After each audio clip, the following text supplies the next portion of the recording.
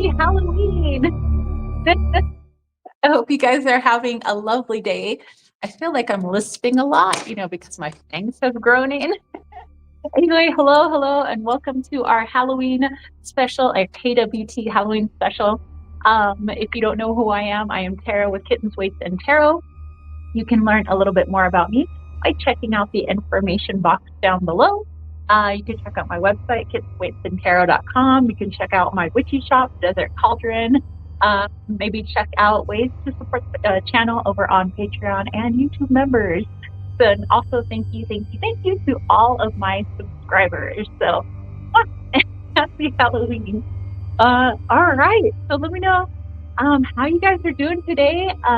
If you, wherever you are in the world, if you've gone trick-or-treating, if you're celebrating Samhain instead of Halloween, if the kids are all dressed up, if you're all dressed up. But we're gonna have a lot of fun today. I have a bunch of stuff out because I don't know what we're gonna do. So I have some books with some scary stories. Of course, I have some tales of my own. I have my Edgar Allan Poe book out. I have my Enchanted Spell board. I have my Tarot and Oracle decks that are proposed for the season. I even have my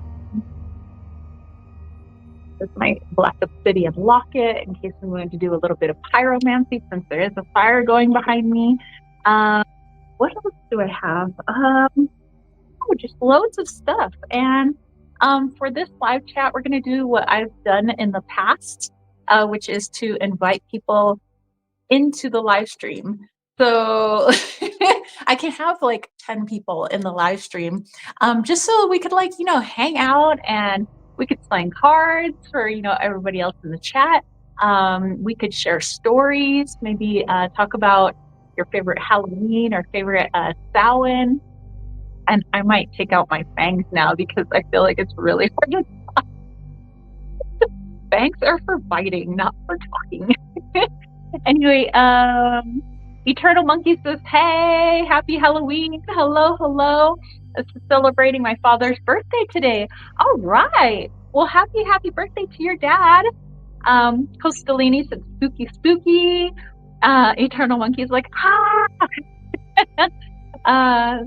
and 850X says, I love the decor. Really showed up. Heck yeah. Costalini says, oh, you dressed up as a Rothschild. Very realist. Yes. Rothschild family right here. Oh, and because, I am a vampire, I decided I had some white wine in the house, and I was like, well, a vampire wouldn't drink white wine. They would drink red wine. Not really, they're just drinking people's blood. So I decided to pick up a port today. I've never had this before, but this is a Taylor Port Black. So I don't know. I got my fancy little glass. Maybe wait till the sun goes down to have a glass of wine, but yeah. All right. So let me know, what are you guys doing today? How is it going? Are you guys all dressed up?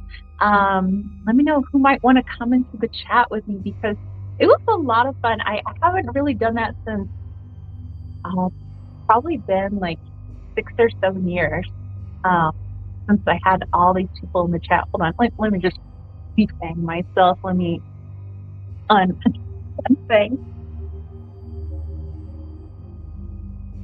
Okay, that is so much better. All right, I might pop them back in for fun, sorry to regrow them. But yeah, so it was, I had on, what did I dress up that year? I think I was a unicorn. I had my unicorn onesie on and my little unicorn boots. And it was just random people were in the chat. And I was like, hey, just come on screen. Who cares? Let's just have fun. And so I think I had 7 or 8 different people on screen with me. And some people were dressed up, some people weren't. And everybody was in different time zones. So some people were literally sitting in bed. And some people were sitting at the dinner table. And we were just going around, and each person was sharing one of their favorite either Halloween tales, like, their favorite Halloween they ever attended, like it was maybe a funny like house party, or maybe it was something spooky. Excuse me. I choke on my own spit. And then I was like sharing the stories about the house I was living in because it was rather spooky as well.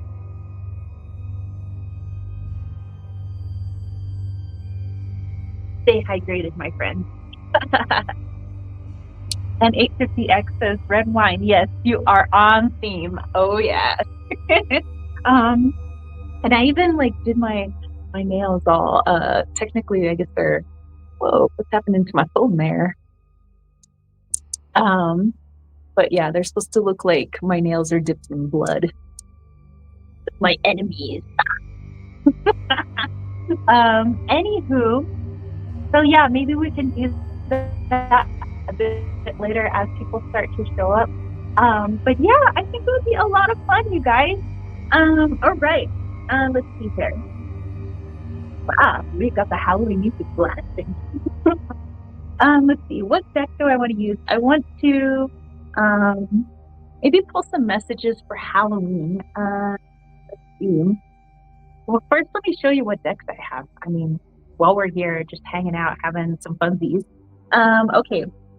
So this is what I decided was good for the Halloween season. I have my Terra de la Nuit. It's not necessarily a Halloween deck, but it is like dark, kind of gothic. I like it,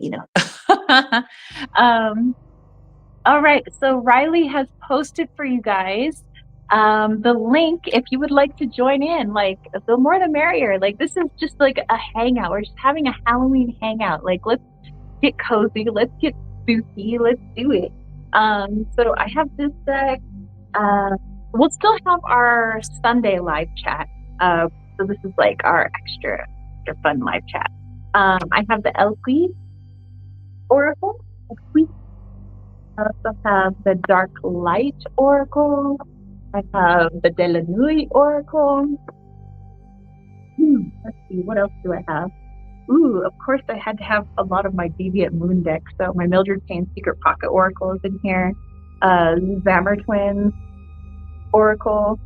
These are just like all my little creepy decks. Gallery of Hallucination.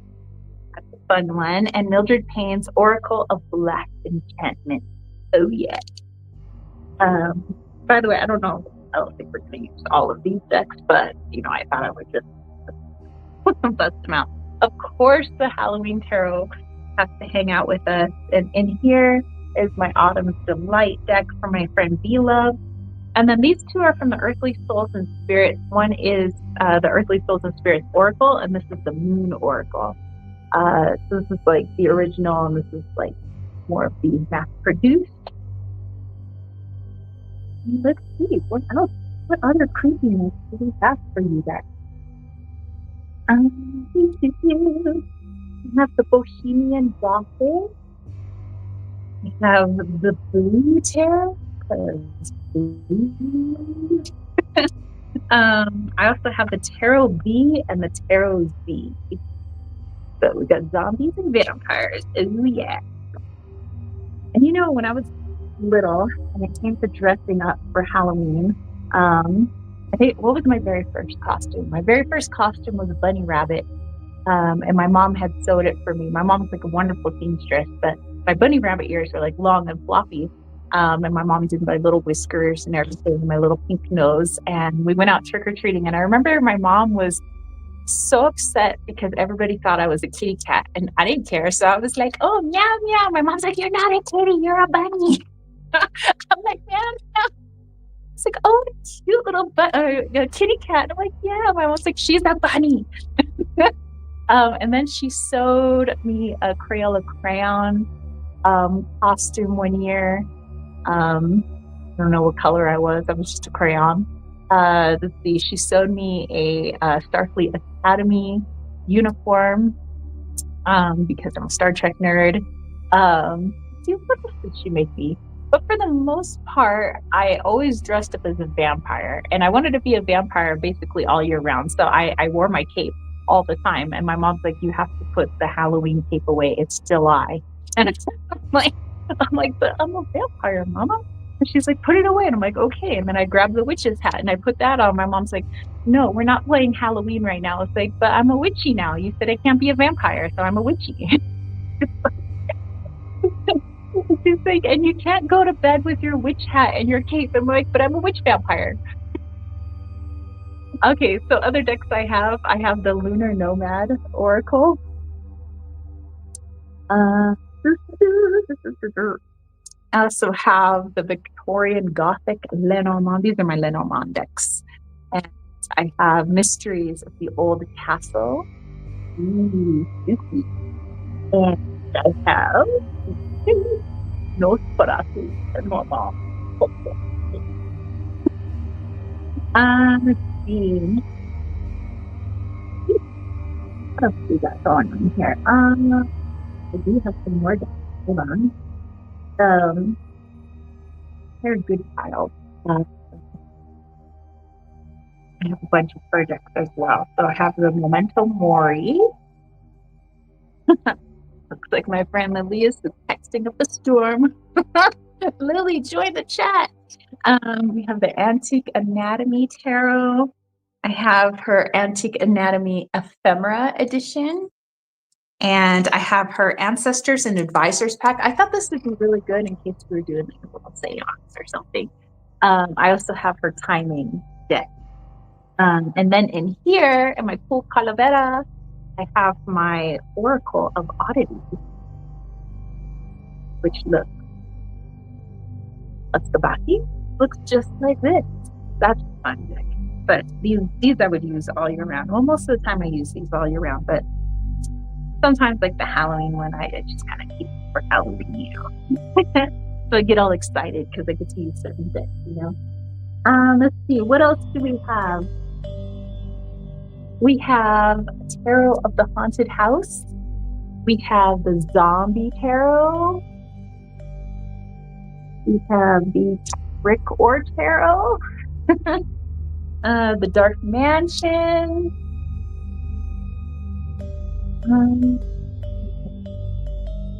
I have some of my Dia de los Muertos type books. Ooh, and I have these ones too. Hold on. Hold the print. Okay, I have in here in this cool little pouch, which actually my friend Steph, who lives in Belgium, she sent me this cool like little denim makeup case, but I like to put tarot decks in my makeup cases because I normally don't wear a lot of makeup, but I get to for Halloween. But I have the Calavera Tarot, which I trimmed and edged in black. Love this deck. Let's see, what else do I have here? So as you can see, I have a plethora of decks to utilize for Halloween. I have in this little pouch here, my Skeleton Tarot. Cool little back, and these are really trippy, pretty great for black light, for my black light homies out there. Let's see, what else? In this cool little pouch, which I picked up in, where was I? I was in Chandler. Chandler was having their Dia de los Muertos celebration a few years back. And so there was a lady who made these little pouches. So I went to her booth and I put inside of it my Ofrenda Oracle. It's technically a Lenormand, but it has extra cards. So it's more like an Oracle deck. Let's see. I have my Dia de los Muertos playing cards. Those are fun. Lastly, getting down to the nitty gritty of my spooky time text. I have my Solitary Witch. I have my Halloween Oracle, Boom Boom Boom. Vintage Wisdom Oracle. Costolinis, that I love those. And then I have my Santa Muerte Oracle and my Santa Muerte Tarot. And this is like the special edition. Yeah, love the some Fabio Lestrani, great artist. Okay, You just put those down without knocking everything over. So there you have it. More decks than I could use during this live chat. But I just want to show off all of my spooky decks. Sociolenia likes the glowy, trippy one. Yeah. Okay, all right. Wow, guys, it's getting nice and spooky in here. I love the feel of that fire. Okay, so what do you say we get into it by, and hopefully my screen doesn't go dark on my phone. I have no idea what my phone's been doing lately. It's tripping out. I feel the spirit energy, which by the way, spirit energy around here as of late. Probably because I have an ancestral altar going on. Oops. Seems like my screen has gone dark. I don't know what's going on here. Huh. Interesting. Normally when I'm doing a live chat, my phone doesn't go dark. So I don't know what's going on. Oh, okay. Okay. Well, anyway, so I turned my phone back on. I don't know what my phone's doing. Okay, so let's settle in and start off with a little bit of Edgar Allan Poe. I'm going to do the Telltale Heart. And then let's do a reading for Halloween. And then we could maybe invite some people on and let's just tell some stories, like our favorite Halloween stories if you'd like. Or if you'd like to get a little bit more creepy, we could tell some creepy stories. I mean, I'm down for it all. Okay. So I'm just looking. Telltale Heart, where are you?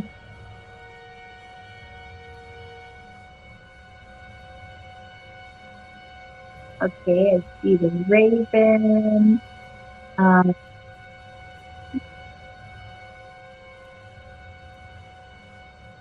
Too bad these aren't in like alphabetical order. The Telltale Heart. Heck yeah. Age 445. You got it.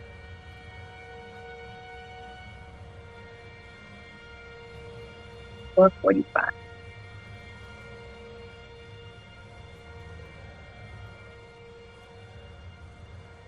Okay. Oh, okay. Well, Selene, it says, ooh, can I tell the La Diva story? I have this strange feeling she was on the spirit box. Yes, yes, please. Oh my gosh. So cool. Yeah, definitely. I mean, he was a little on the creepy side, for sure. Okay. All right. I'm going to have a little bit of water here. Okay, now.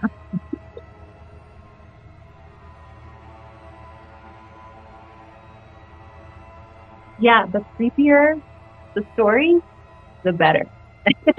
I mean, and preface it first with like, is it a true story or is it like silly? You know, although I think sometimes truth is stranger than fiction. So, okay.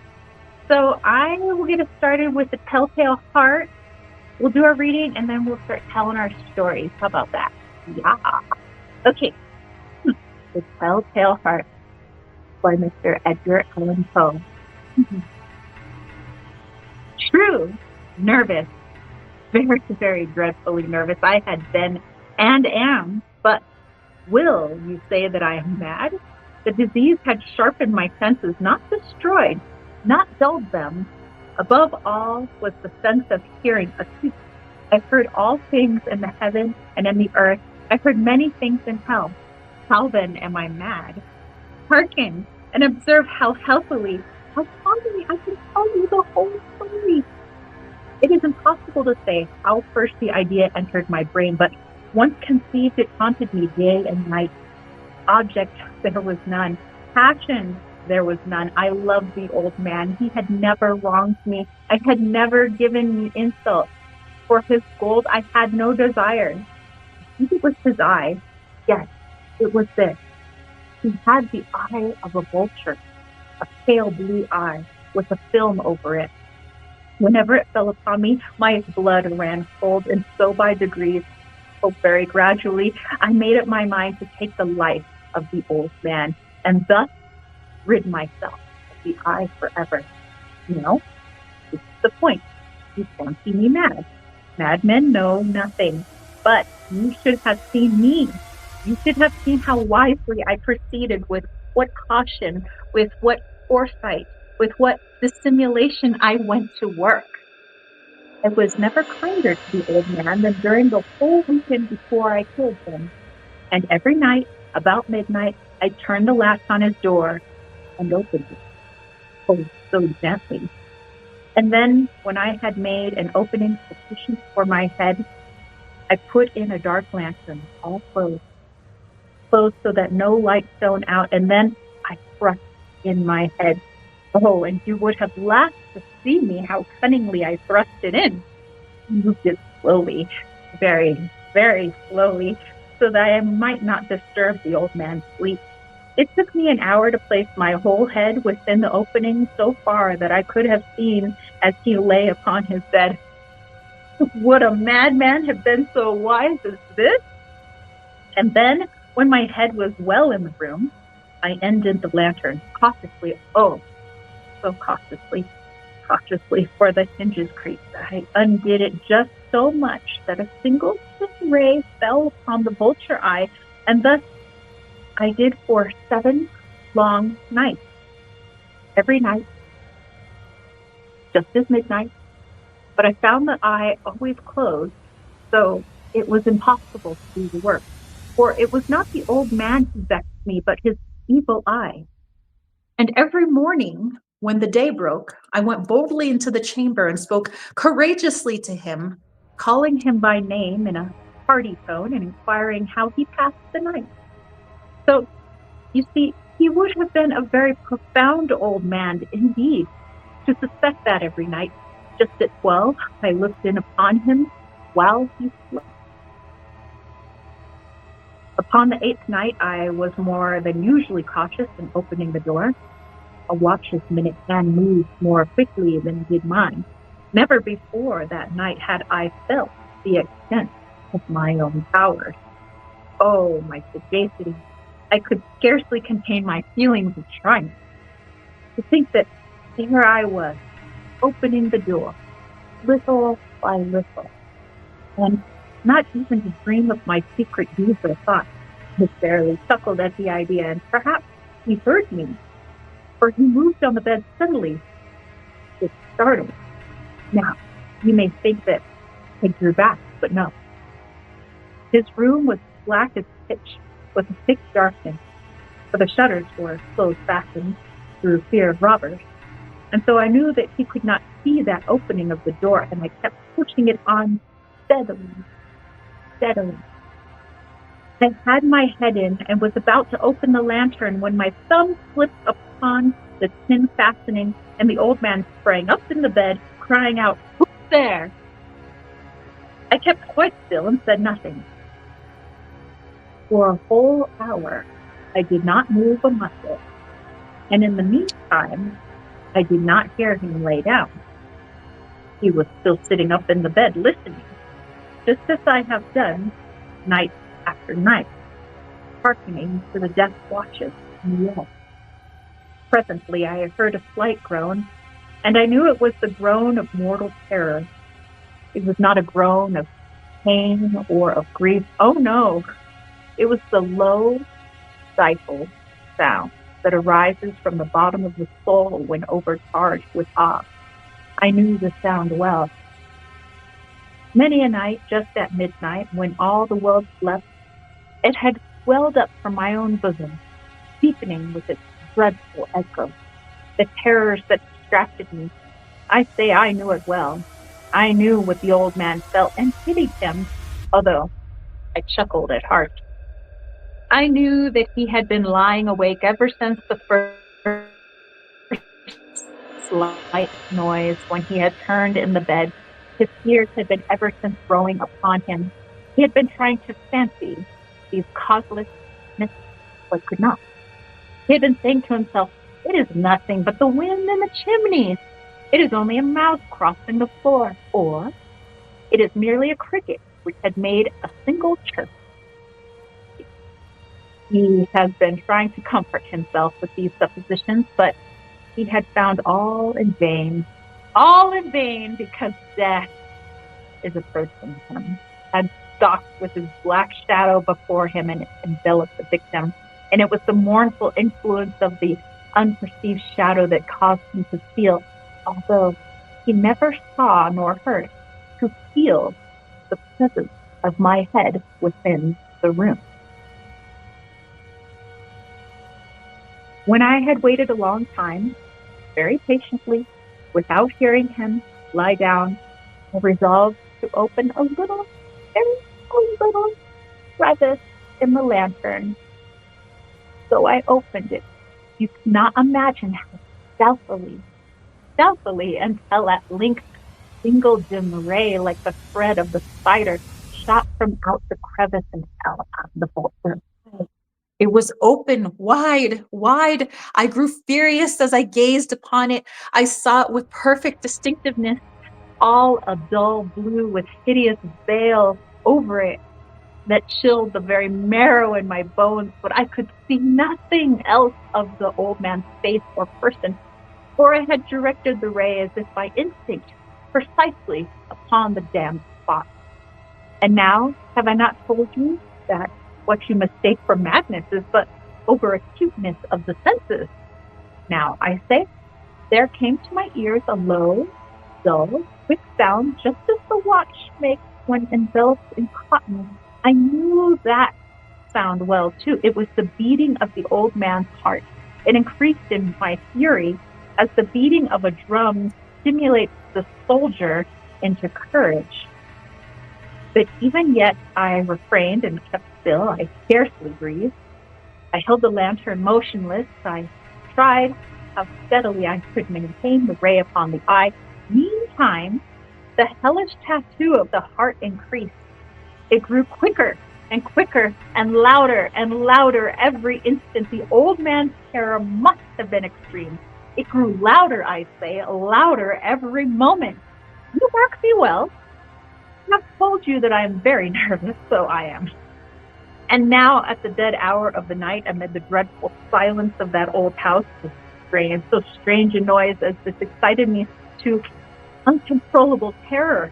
Yet, for some minutes longer, I refrained and stood still. But the beating grew louder.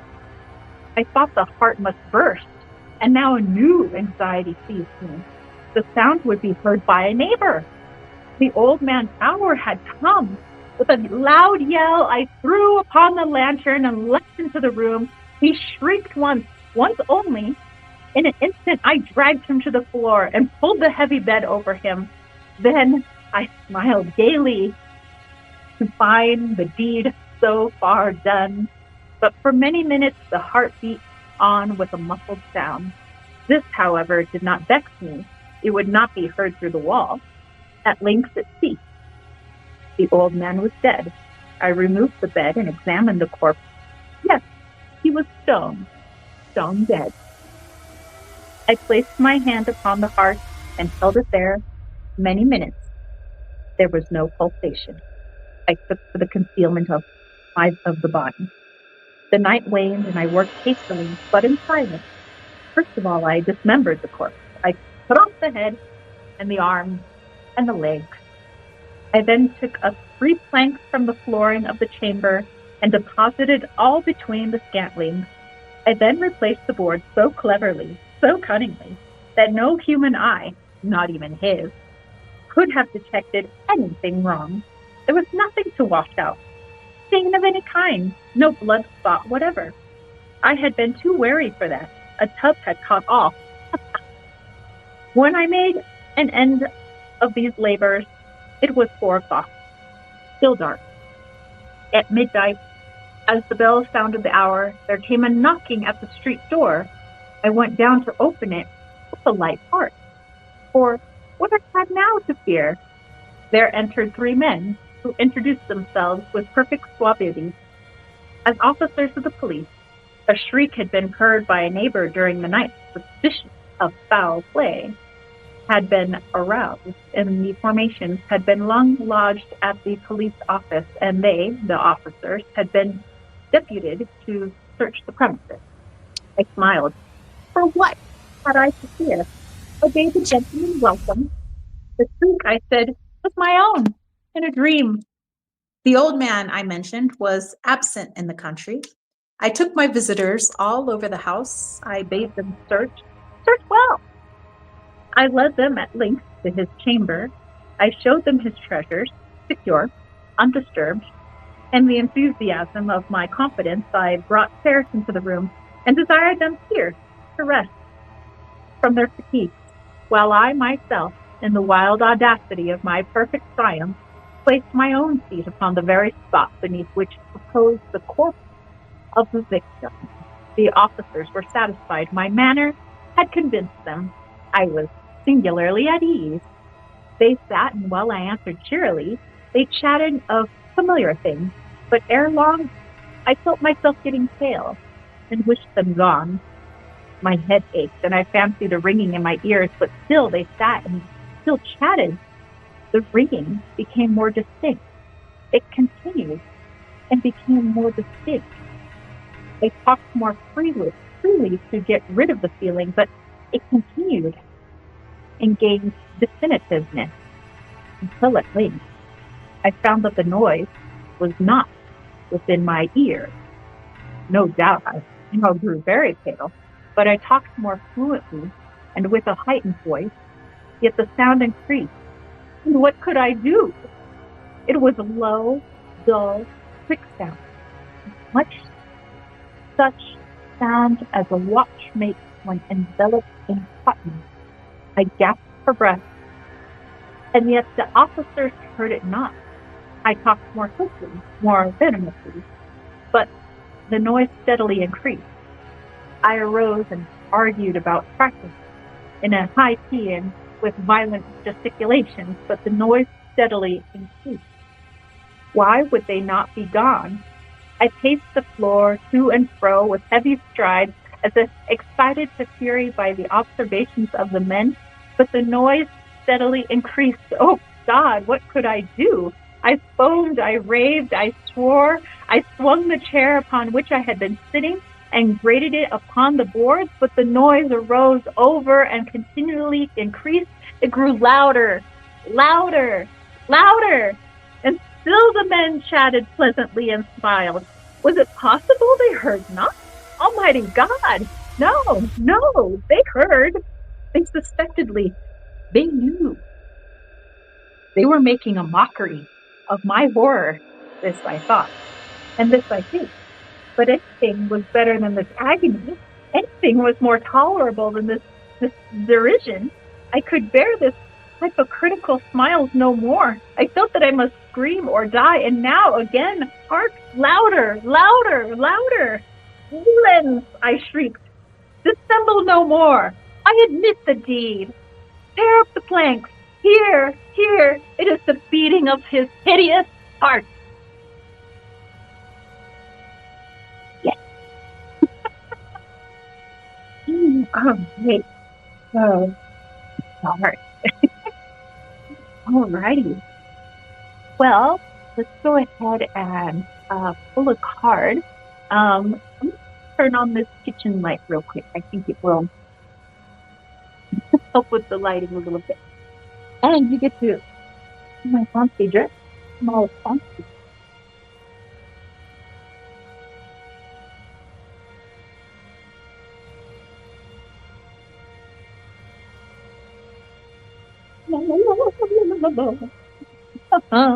Here I am. Okay. All right. So let's see. Let's pull some cards for Halloween. Let's see. Of course, I have to use the Halloween tarot. I mean, sorry, Oracle. Okay. So pull a card from the Halloween Oracle, and then I'm going to use the Tarot V because I'm a vampire. So, okay. So let's pull big Oracle for us. What do we need to know? It is Halloween, the silent season. All right. We have people entering the studio. Yes. So yeah, you guys enter. Let's tell stories. Ooh. We have trick or treat, mischief and play. Oh my goodness. All right. Costalini, are you there? Can you hear me? Yes, I can hear. It's okay. I've never done this before, so fantastic. Excellent. All right. Okay, so let me pull one more card.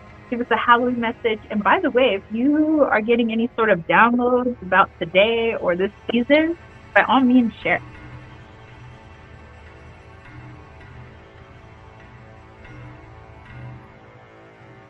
Okay. Sorry. I don't know why my phone keeps turning itself off. This is highly unusual.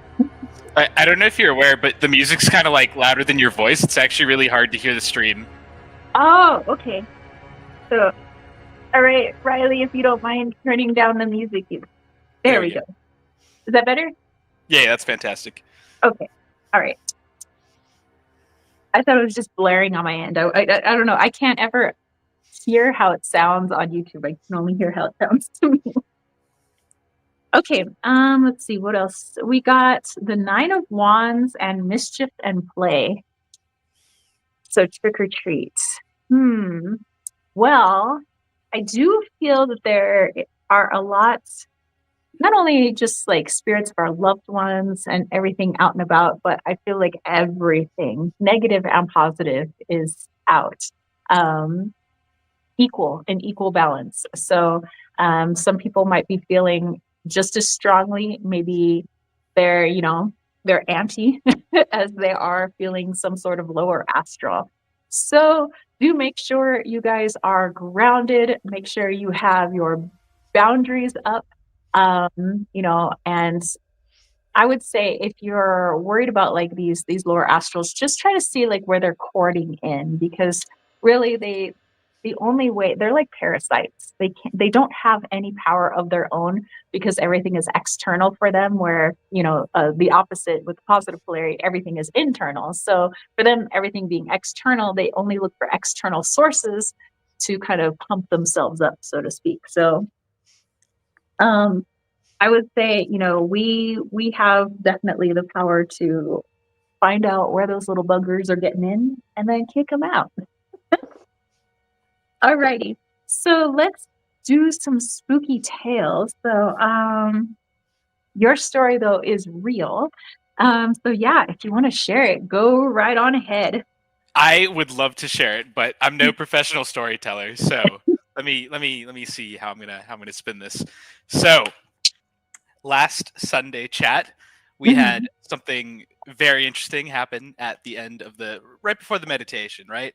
We channeled what was the name? It was like the Balo, something like that. Some kind of lower astral being. Do you remember the name? I do not. I don't remember. I know that sounds familiar. It was like, yeah, it started with a B. That I do know. Bay something, and their role was they're like negative polarity entities that like they seem to be like the grunt workers of hell, right? So we had a little chit chat with one of them, and after that, Tara received a message from my higher mind saying there would be some trickster energy going on probably that night. I would probably be spooked.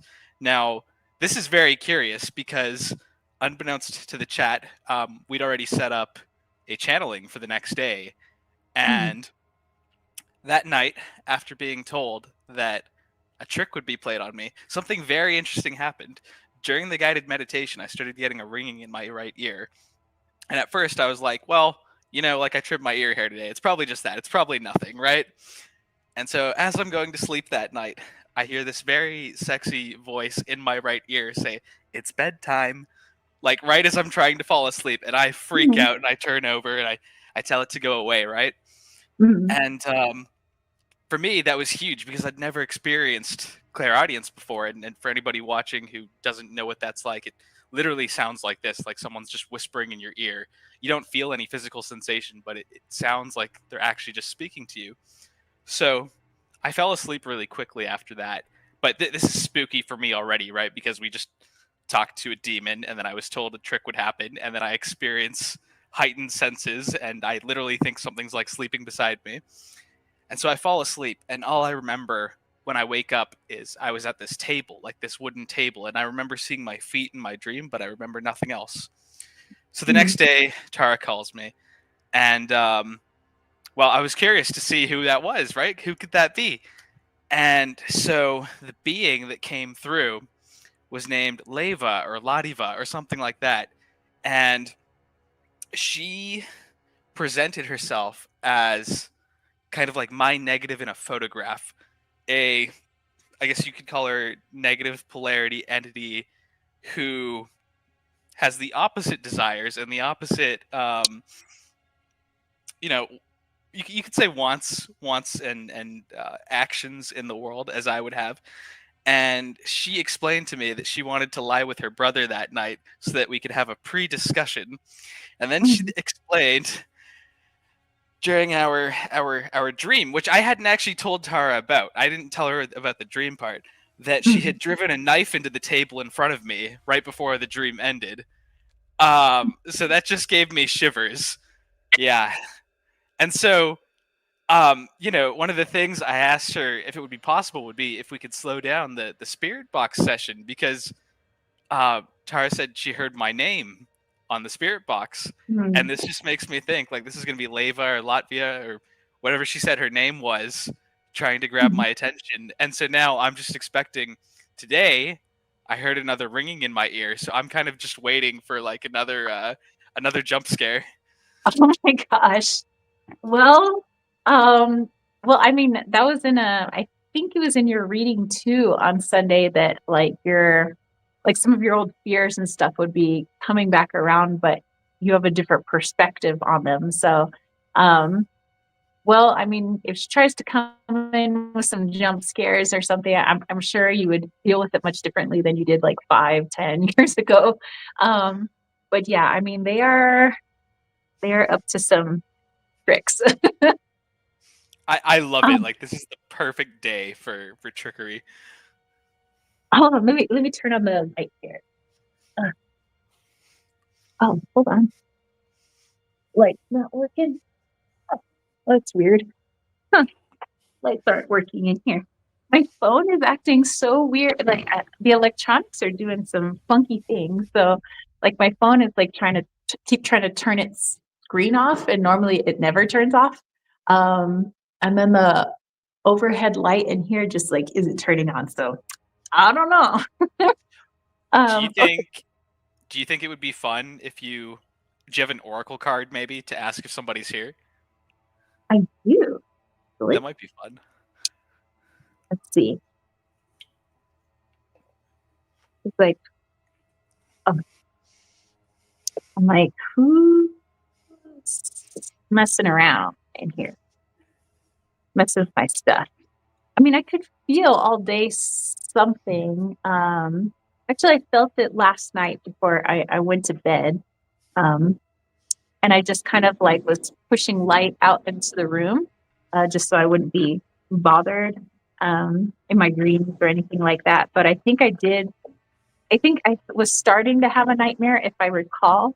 But I'm really good at being cognizant of my dreams. So as soon as I start to see it slipping into nightmare territory, I'm pretty quick to change it around.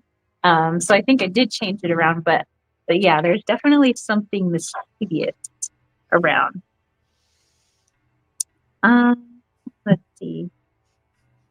Okay, so this is ego. Somebody's ego.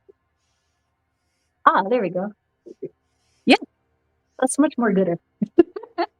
All right. So yeah, ego. So this is what I have channeled before about spirit. You know, that we have so many pieces of ourselves. We have pieces of ourselves in all our past lives, all our future lives, the infinite timelines that we're living in the present. But also that sometimes when people, exit, we pass away, sometimes the ego aspect of that person stays behind. And the spirit aspect moves on. So I don't know, it's kind of hard to explain. But it's like 100% somebody's ego, which would probably make them not that fun to be around. But I feel like it's 100% an ego energy here. So let me pull another card. Let me tap in and see if I can feel anything.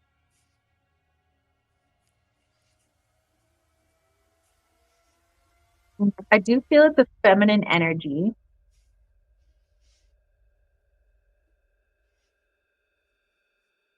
And it's almost like, how do I want to say? Like she's trying to mimic like me, like trying to look like me. But like if I were all tore up, I don't know how to explain that. Maybe it's your negative, your Oh, leva. dude, it could be my negative. Wow. Oh my gosh, look at the card I pulled. This merge. It's literally Siamese twins. Wow. That would be my negative. Holy cow. Well, my negative sucks. Well, that's interesting.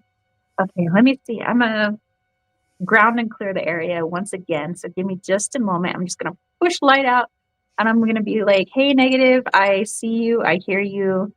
But I don't need your tricks. Thank you for asking though.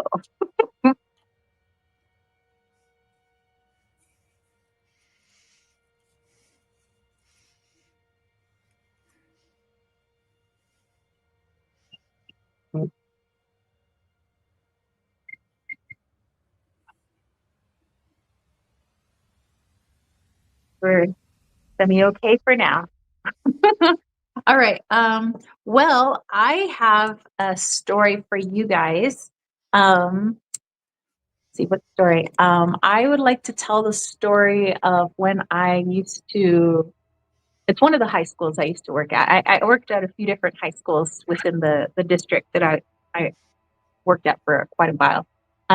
So this one high school, it was originally built in the late 1800s, and it was meant to encompass the kids from the reservation as well as the American kids. And so it eventually moved so that it would be off the reservation, and they moved it to El Cajon, California.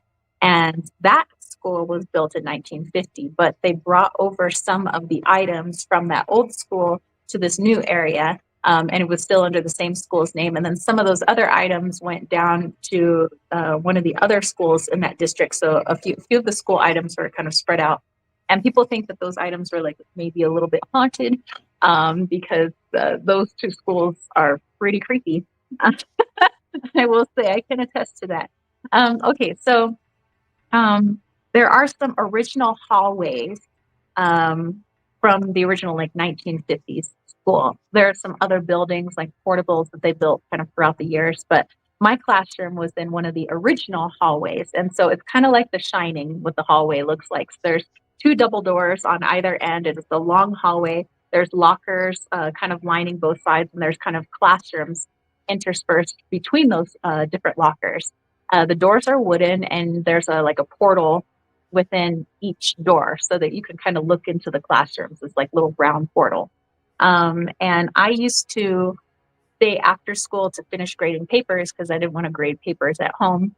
And then I also was a track coach. So I would try to grade papers until track practice, and then I would go off and go coach. And so I'm the last person, in this long hallway of about, I'd say there's like 15 classrooms in there. And at the time I was teaching EL students. So I'm going through these EL papers. And the janitors had locked the double doors on both sides because they don't want kids hiding out in the school and smoking pot or whatever. So I'm just like alone in my classroom. I'm playing music. I'm grading papers.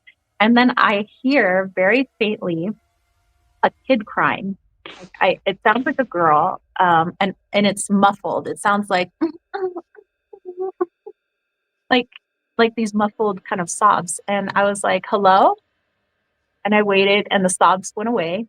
And I was like, okay. And I went back to grading papers and then I heard it again, but this time it was a little louder. And it was like it sounds like that. And so I was like, oh my gosh, maybe I'm not the only teacher here. Maybe one of the teachers is talking to a student who's upset. So I'm trying to follow the sobbing.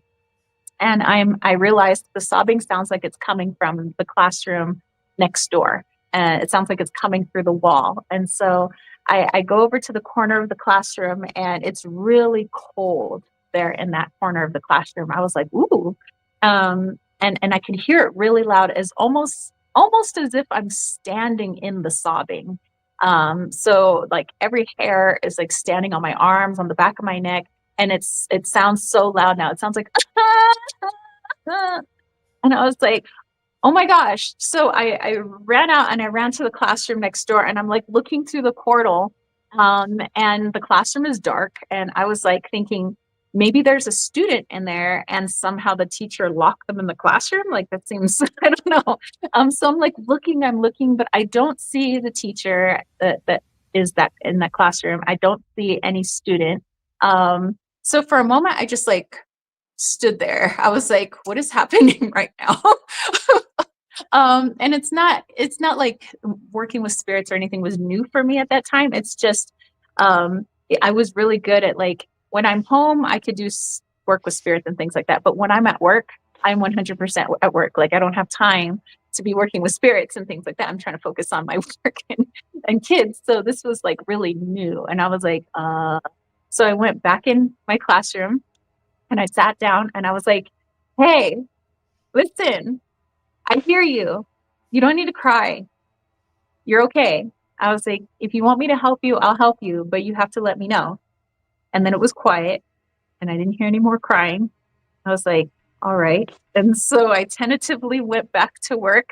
But then I heard this girl bawling her eyes out, just, and I was like, oh my gosh.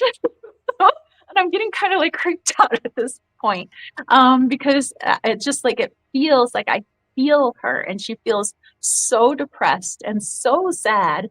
And I know that no student has ever passed away at the school itself. That happened actually at a different school. And I could tell that story because that's also a freaky story.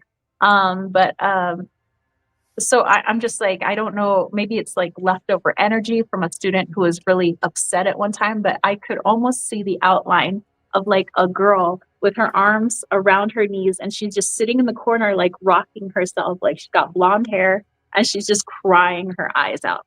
And I'm just like, oh my gosh, I'm like, it's okay, please don't cry. So I'm going over to the corner and it's getting icier and icier. And it's almost like I can't breathe. And I'm like, I'm like, it's okay. I'm sorry. You know, however you're feeling. And I was like, but there's no reason to cry anymore. So I'm trying to console this energy. And then finally it stops. And it feels like it's getting warmer there again. It's not so freezing. And I was like, okay. So I went back to my desk and I tried to finish grading papers. But then all of a sudden I hear the lockers slamming, you know, big metal lockers just crash, crash. And I hear what sounds like, I don't know, a whole group of kids laughing and talking. I hear their sneakers like on the linoleum out there. I hear them like, ah, but it's all like mixed chatter. So I can't like distinguish what any one kid is saying. But I hear them laughing and I hear the lockers slamming as like they're getting their books or something. And I was like, whoa, okay, who opened the doors and let the kids in? So then I rush out of my classroom. There's nothing. No kids. None of the lockers are open. I was like, all right, well, things are getting real. I'm going to start grading papers a little faster now so I can go home. And so I sat down again and I was like, I was trying to ground myself and I'm like, please just let me finish my work. Please. I was like, please, all spirits, please go away right now. Yeah, I can't deal with this right now. And then I hear the jerking of the double doors. But this time I realized that was an actual human being. That was one of the female janitors coming in. And because I was like, and it made me like jump because I was like, you hear the as they're like somebody's trying to open these metal doors. And she comes in and she walks by and I can hear, she's got her little radio and she's playing like banda music, and I was like, hey. And I was like, and she's like, hola, Miss Egipto. She's like, ¿cómo estás? I'm like, muy bien. I was like, pero there's spiritus, like what? And she was like, okay. So she turns off her music and she comes into my classroom and she sits down on my desk and she was like, so you heard them too? And I was like, yeah. And she says, which one did you hear? And I was like, oh, I heard I said, there's a girl crying. And she goes, oh, the crying girl, Cece. She says, I worked here for like 15 years and I hear her all 15 years. Every time I come into this building, the girl is crying. See, she's in your classroom. And I don't know. She goes, I never see like a kid like die at this school, so I don't know what this is. And she says, but I always say like a prayer for her. And she says that I don't know why she's so upset. And she goes, you hear anything else? And I said, yes. I was like, I heard kids in the hallway. I heard them slamming the locker doors. I heard their sneakers like squeaking. I heard laughing. And she was like, yeah. She goes, I don't always hear them laughing, but I always hear their sneakers and I hear the lockers, but not always at the same time that I hear this girl. So she goes, well, maybe they all want to come out. Maybe they feel comfortable with you and they're saying like, hello. And I was like, well, they could say hello, maybe not when I'm all alone in a big building. I was like, it kind of freaked me out a little bit. I was like, but I'm okay. And she's like, okay. She goes, well, that's why I play my banda music like really loud. She says, because if you play like loud music, I feel like it drowns out the spirits and you don't hear them so much. And she says, in that way, I can continue to do my work. But she was like, hey, I got a story for you. And I was like, okay. And she says, you know the 800 building? And I said, yeah, like 2 buildings over. And she says, yeah. She says, she was mentioning this one teacher. And he's, not many teachers like that one teacher. Not that he was not a nice guy. It's that he was a scam artist and he tried scamming the district and all kinds of things. Anyway, so he said, okay, so my people that work under me, she was like the head janitor. She said, the people that work under me, she goes, they've heard complaints from this teacher that things are thrown at him in class. And he assumed it was his students throwing things at him, like pencils. There was a stapler that was thrown at him from across the room. And she says, but he noticed that after school one time, she says, or a couple of times, things were being thrown at him and there was no students there. And he immediately packed up his stuff and he left. And so he's been asking to change classrooms because there's very violent things happening in that one classroom in the 500 building, or the 800 building. And so she said, she goes, my work staff, they were there and they go and we have like one janitor per quadrant to like empty the trash cans and, erase the whiteboards and things like that. And she says, so this one janitor, he goes in that classroom and he's in the middle of emptying the trash can. She goes, but he had his like earbuds on. And so he's listening to his music. And she says, and he got hit with a 3-hole punch, a big old heavy 3-hole punch. He got hit in the back with it. And she goes, he like almost like fell to the ground. He screamed, he turned around, he saw that there was nothing there. And so he ran back and started calling on the radio, like everybody, like, just let's meet in the quad. So she says, all the janitors stopped what they were doing. We think that there's like some emergency. We all meet in the quad. We said, what's the matter? And he's like, well, he says, I was working this one classroom for this one teacher. And he says, this 3-hole punch hit me in the back. And there was nobody there. And he says, I don't do ghosts, okay? He says, they don't pay me enough as a janitor to do ghosts. And so she's like, and we were like, okay, we know that there's a lot of activity at this school. So tell you what, everybody work in pairs from now on. If you feel uncomfortable, we'll work in a pair. Okay. And so she says, so then two guys, they go back to this classroom and they're again trying to empty the trash can, pick up trash, things like that.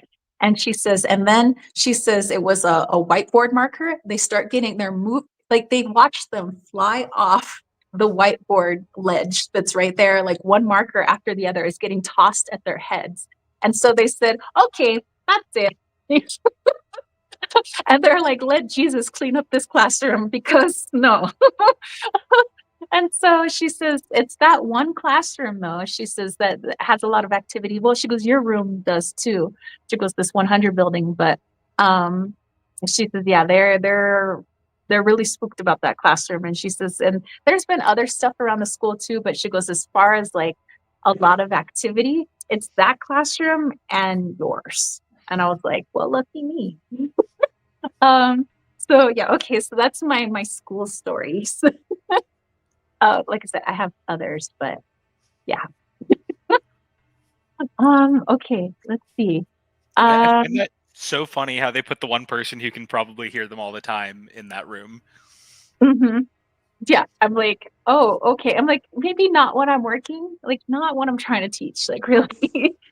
Um, I don't know. I mean, have you had any like school stuff? Like you've ever been, like when you're going to school, like did you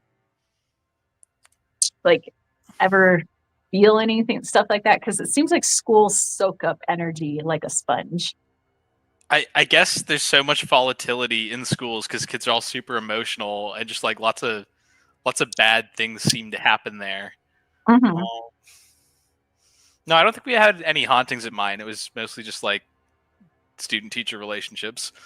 Oh, different kind of hauntings. Okay, hold on. I'm pouring my blood port. Blood port. Okay, that's gotta sit out and air out, whatever it's gotta do. Okay, so I said that there was another school story. I mean, I have a lot of them just because I was a teacher for like 15 years. But so this other one was at one of our oldest high schools in the district. Not the one that was built on the res, but one that was built stateside. So this school was built in gosh, it was like 1901, I think. And then the other oldest high school, which was built around the same year, was the high school my father went to, which was San Diego High. So this architect was a very, I don't know, like uh, eclectic architect. So he made them look like castles with like a drawbridge and everything. It's like pretty cool if you think about it, like going to a drawbridge high school, like turrets and everything. So they looked very similar to each other. The high school I worked at and the high school my father had attended. But anyways, so this high school, this very old high school, I had a couple classes there that I was teaching, and I had taken my students to the library, and I was talking to the librarian, and she pulls me aside and she says, "Hey," she says, "you might want to have your students always go in pairs, or at least two or three down the different bookcase like hallways." And I was like, "Why?" She said, well, because we have a bit of activity in this library. And she says, and actually, when I asked for a raise, they gave me a raise because of what I have to put up with in this library. And I was like what? And she said, well, it's not just spirit. She goes, it's a very angry spirit. She goes, and I don't know how many spirits are here. She says, and the school will never admit it, but they had a Catholic priest here, and that priest did an exorcism in this library and it didn't work. And she says, I know there's like some separation between church and state, and they don't like, but it was getting so bad in this library that they literally called on a priest to come exorcise whatever was going on in this library, because like nobody could remain skeptical being in this library. And I was like, whoa. So how, like, why is it so volatile here? And she said, well, she said back in the late 90s, this is around 99, 98, 99, she says, I was coming to work one morning, and she says, and I usually like to come about an hour before school starts. I have my coffee in my hand. And she says, and I go up to the double doors and I open it up, and I like to get all the lights going. I like to turn on the heat because it gets kind of cold in East County.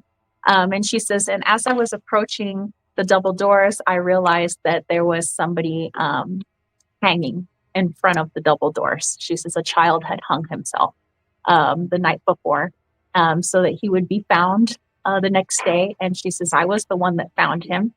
She goes, it was very unfortunate. She goes, he was involved in a lot of things. A lot of people liked him. It's not like he was ever alone. He had people to talk to, people who surrounded him. She goes, it was a very unfortunate thing that happened.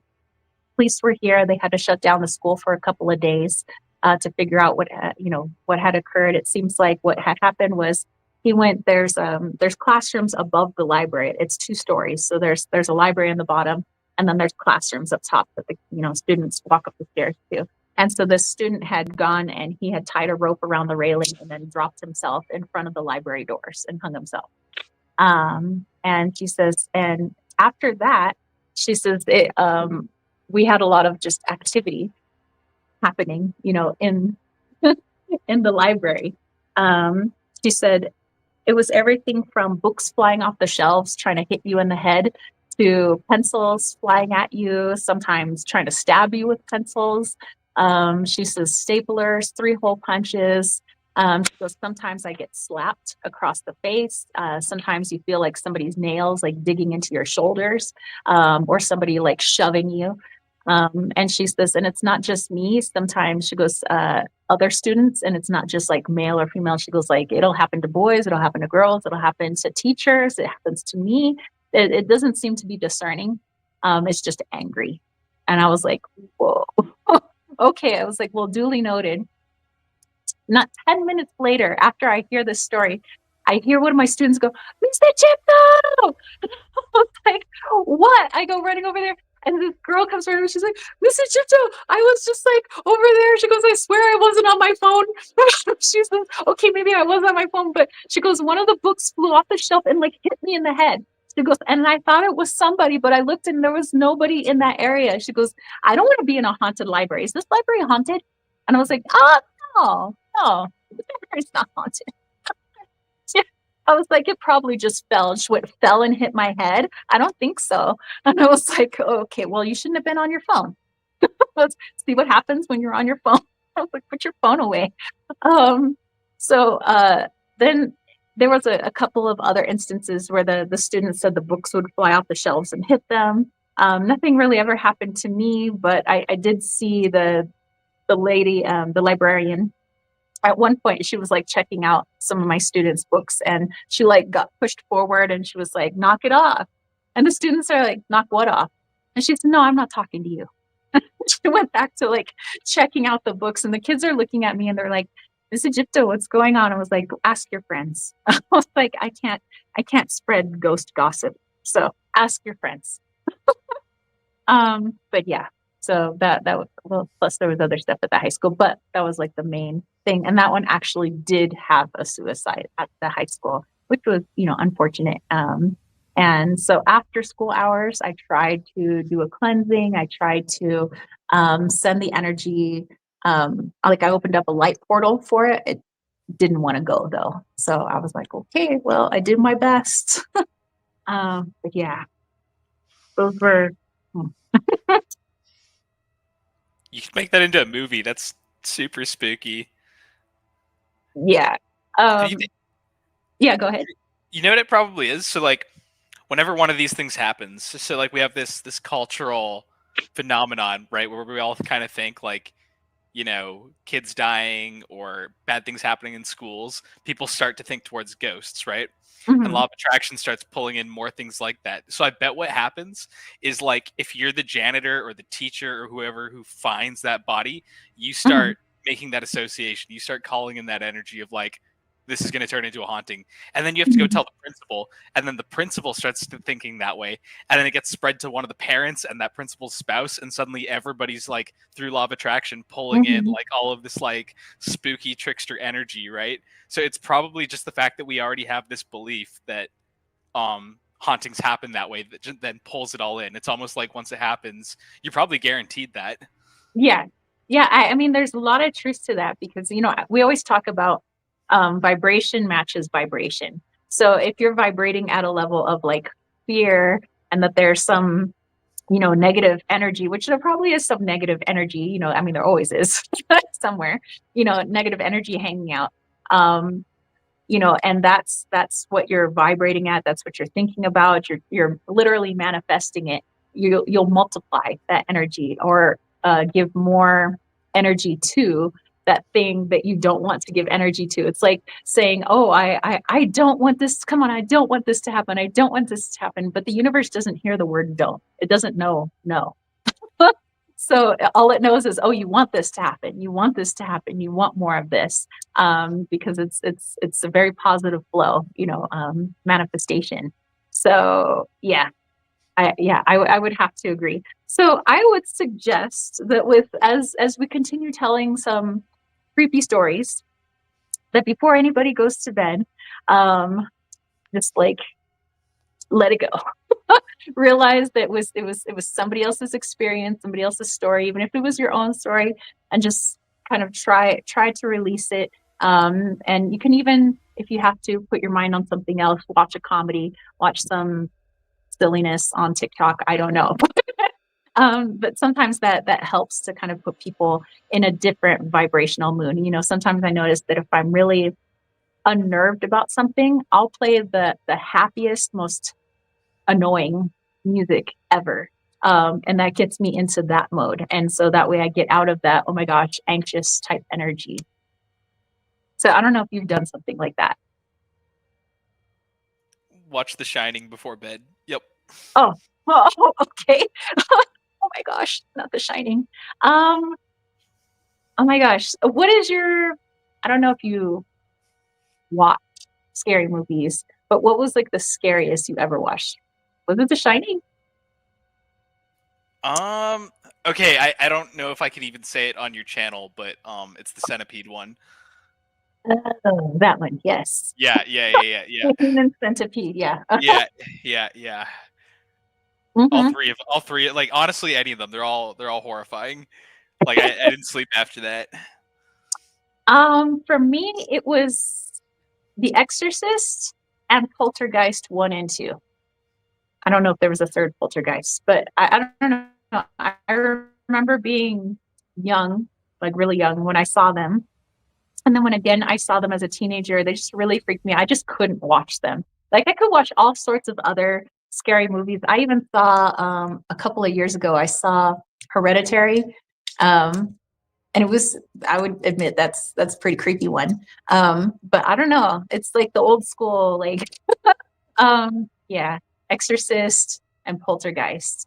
Just, I don't know. I think it was the Poltergeist too, because that one has the old man in it with like the scraggly long hair, and he kind of looks, I don't know, like just he looked creepy. That creeped me out. That, and he had his creepy tune, like I'm like, oh no. He has the hat, right? It's like a fedora. Yeah, that guy creeped me out. Yeah, I don't know. He's spooky. Have you seen there's this new show, Ed Gein, after the serial killer? Mm-mm. So he's the one, it's based on a real story. So he used to I think it was mostly women. He would lure women back to his house and he would Mhm. chop them up, and he would wear their skin, or he would fashion furniture out of their skin. So like there's this, it's real. It's real. He made a chair, and on the Uh-huh. chair, he prepared it. He turned the skin into leather, and there's just like someone's nipple as part of the chair. So if you look at it, it's like Oh and my then gosh. and then he would take the bodies, and he had this weird overbearing religious mother, and when Uh-huh. she died he didn't know how to deal with it, so he would dig up dead bodies and he would dress them as his mother, and he'd leave the bodies decaying in a chair sitting around, and he would like role play as if he was having breakfast with his mother, but it would just be like someone's dead decaying body dressed as his mom. Yeah, he was also a what's the word? He would dress up as women, and it all came Uh-huh. from this like weird overbearing childhood where his mom would basically like uh, she didn't teach him boundaries. Basically, You know what? that's like number one Yeah, on Netflix right now. it kind of sounds like the guy was a cross between Ed Norman from Bates Motel, like Psycho, and Buffalo Bill from Silence of the Lambs. Like, both of those very creepy. And then you put them together. Oh my gosh, that's creepy. Yeah, Buffalo Bill scares me too. There's that Eminem song about him, right? Mm-hmm. Yeah, Yeah, it he puts he the scares me. lotion in the basket. It does what it's told, or it gets the hose again. Oh Puts my the gosh, lotion on its that's so skin. creepy. Um, oh, somebody has a. Let me read somebody's spooky story here. It's from Bastet. She said, on my first day before classes at Benedictine University, I picked up on the fire that had happened in the library building in the 90s. In high school, I had two experiences where I picked up on stuff. One, I had moved over for a 1930s doctor in the Sacred Heart Griffin Covenant across the back parking lot from the school. The other thing in high school was an old friend's house at the time picked up on a hit and run. Ooh. Oh, it's just like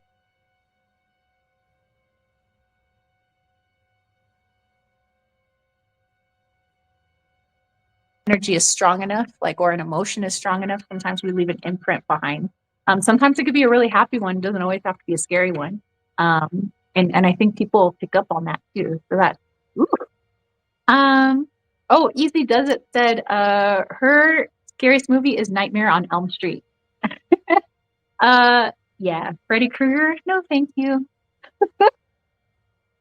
My buddy, my best friend from since like 7th grade, his movie that he used to be really afraid of, but now it's like his favorite movie is Hellraiser, the one with Pinhead. Yeah, that's his scary movie. I've never heard of it. Uncultured. So Hell. uncultured. It's a 90s flick. Look it up, Hellraiser. It might be, I don't know if it's stood the test of time, so it might be cheesy now, but back then it was like, oh my god, what the heck? They put this on television? How did they do that? I've seen this guy before with all the pins in his face, and it looks all Mm-hmm. lacerated. Yeah, it's spooky. Mm-hmm. Mm. Okay, let me see. I have so many stories. I'm trying to think like what would be the most, I don't know. Oh, I know. Okay. So, this isn't like one story, it's like a bunch of little stories all put together. Okay, I have one for you guys. True story, by the way, true multiple stories into one. Um, so the house I grew up in, I think I've mentioned before, it was my grandparents' house, and then my dad and my mom decided to rent that house from my grandparents because my dad had like, or not my dad, but my grandpa had these different properties. But that was the house that my mom spent part of her childhood in when she was a teenager. So like the upstairs bedroom, that was her room. And that was the room I moved into when I was a teenager, not because I didn't like the bedroom I had that was across from my brother. Well, maybe I moved up because I didn't want to be across from my brother. My brother was really annoying when I was a teenager. I think he's fine now. But the upstairs bedroom had a queen size bed, and downstairs my room just had a little twin bed. So it was just like more room. Plus there was a 13-inch black and white TV up there with the whole rabbit ears and everything.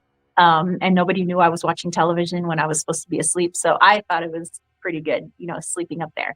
But that room was the only room that I felt comfortable in. Like I felt like I'm safe in there. I never felt creeped out in that room. However, upstairs there were two rooms. It was two rooms and one bathroom. And so I would stay in that room, but the extra room, the spare room, that was my mom's like crafting, like sewing room. So there's like fabric everywhere. There's a couple of different sewing machines and all kinds of stuff. And then the windows face our driveway. So it's like, on that side of the house. And so when I was, I don't know, maybe like 13 years old, 13, 14, I would go up into that room because I liked doing crafty stuff. And sometimes my mom would let me go up there after dinner so I could go work on stuff. So it would be dark. So I would be up there and I'd be working on stuff, and I could feel I could hear, first of all, I could hear footsteps walking up behind me.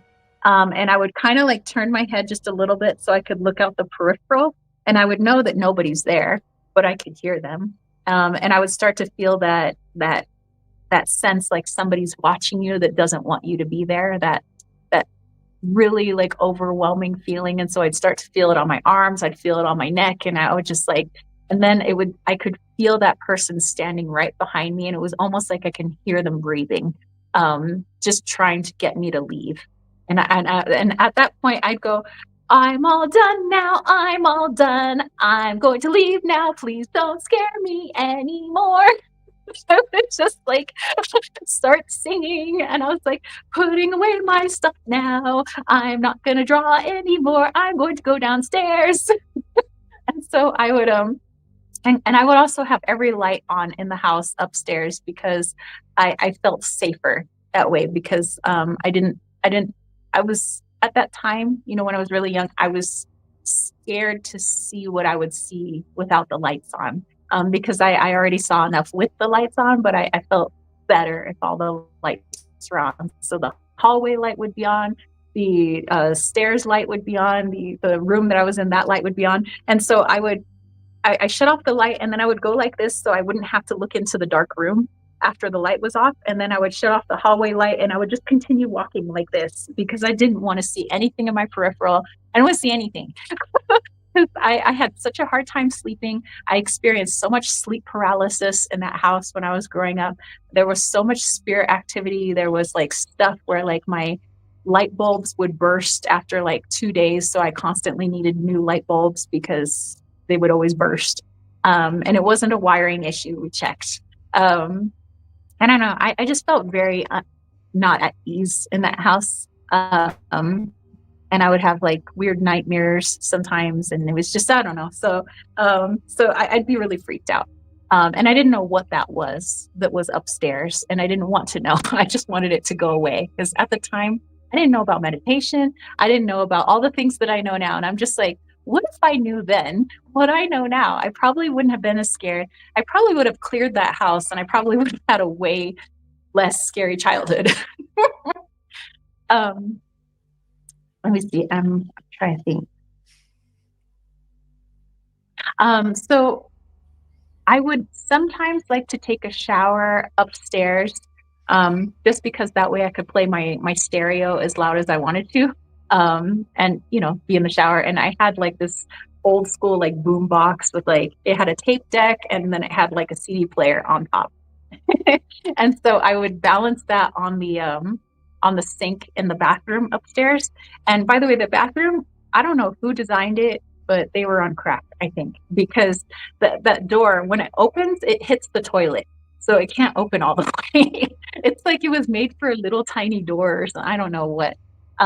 So anyway, I would have to keep the door closed, because if the door swung open, it would hit my stereo, and then my stereo would fall in the sink. So because there was not a whole lot of space in that bathroom. And so I kind of liked being up there, but then I didn't like being up there, because I always felt like I was being watched when I was in the shower too, which freaked me out. So there was one time I was up there, and I'm taking my shower, and I'm like listening to, I don't know, whatever the 90s, my Jamazzy 90. Jamazzy 90 was the station I listened to, that 91X, and K-Rock, not K-Rock, Q106. So I'm like listening to the radio, and I'm like, and I'm taking my shower, and then I hear wham, and the door like swung open hard, like somebody like kicked the door open, and my radio fell off into the sink. I heard the radio shut off, probably because it fell, and I was like, and I like opened I like slid open like the shower door, and I like kind of looked. I was like, hello, and then I heard Sarah, and I was like, oh.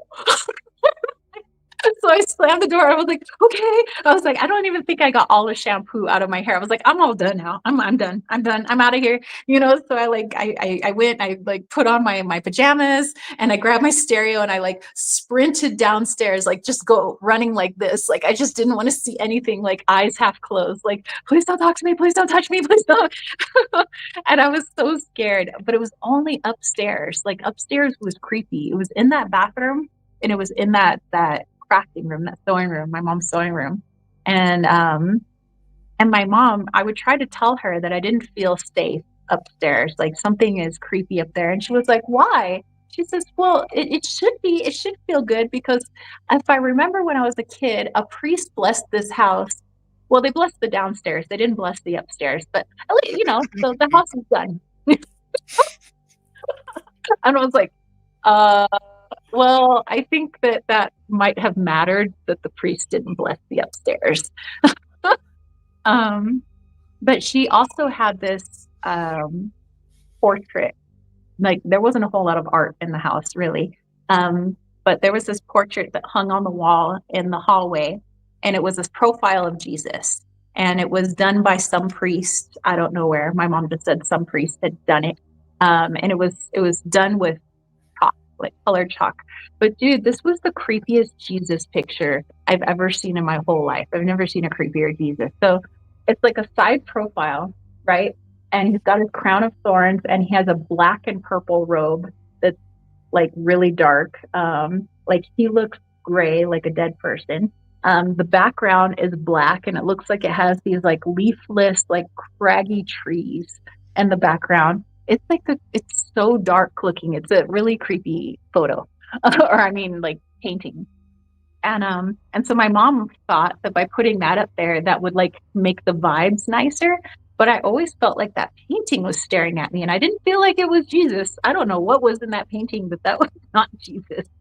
But yeah, so I would get creeped out, and then I remember at a certain point, my brother started complaining to me, and he would tell me that he felt really like watched up there, and he would tell me that the red man lives upstairs.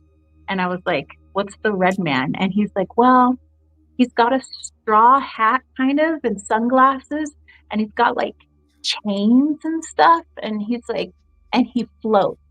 Like when I see grandma, he says she walks on the ground like a normal person, but he floats on his toes, and he's yelling at me all the time. And I was like, okay, please tell me that you're lying to me. I was like, please tell me there's no red man. So I tried to ignore my brother, and even though I knew that there was something up there and it was creepy. And on the rare occasion I did have friends over at my house, I lived on top of like a really steep hill, so usually people didn't come visit me. I always went to other people's houses.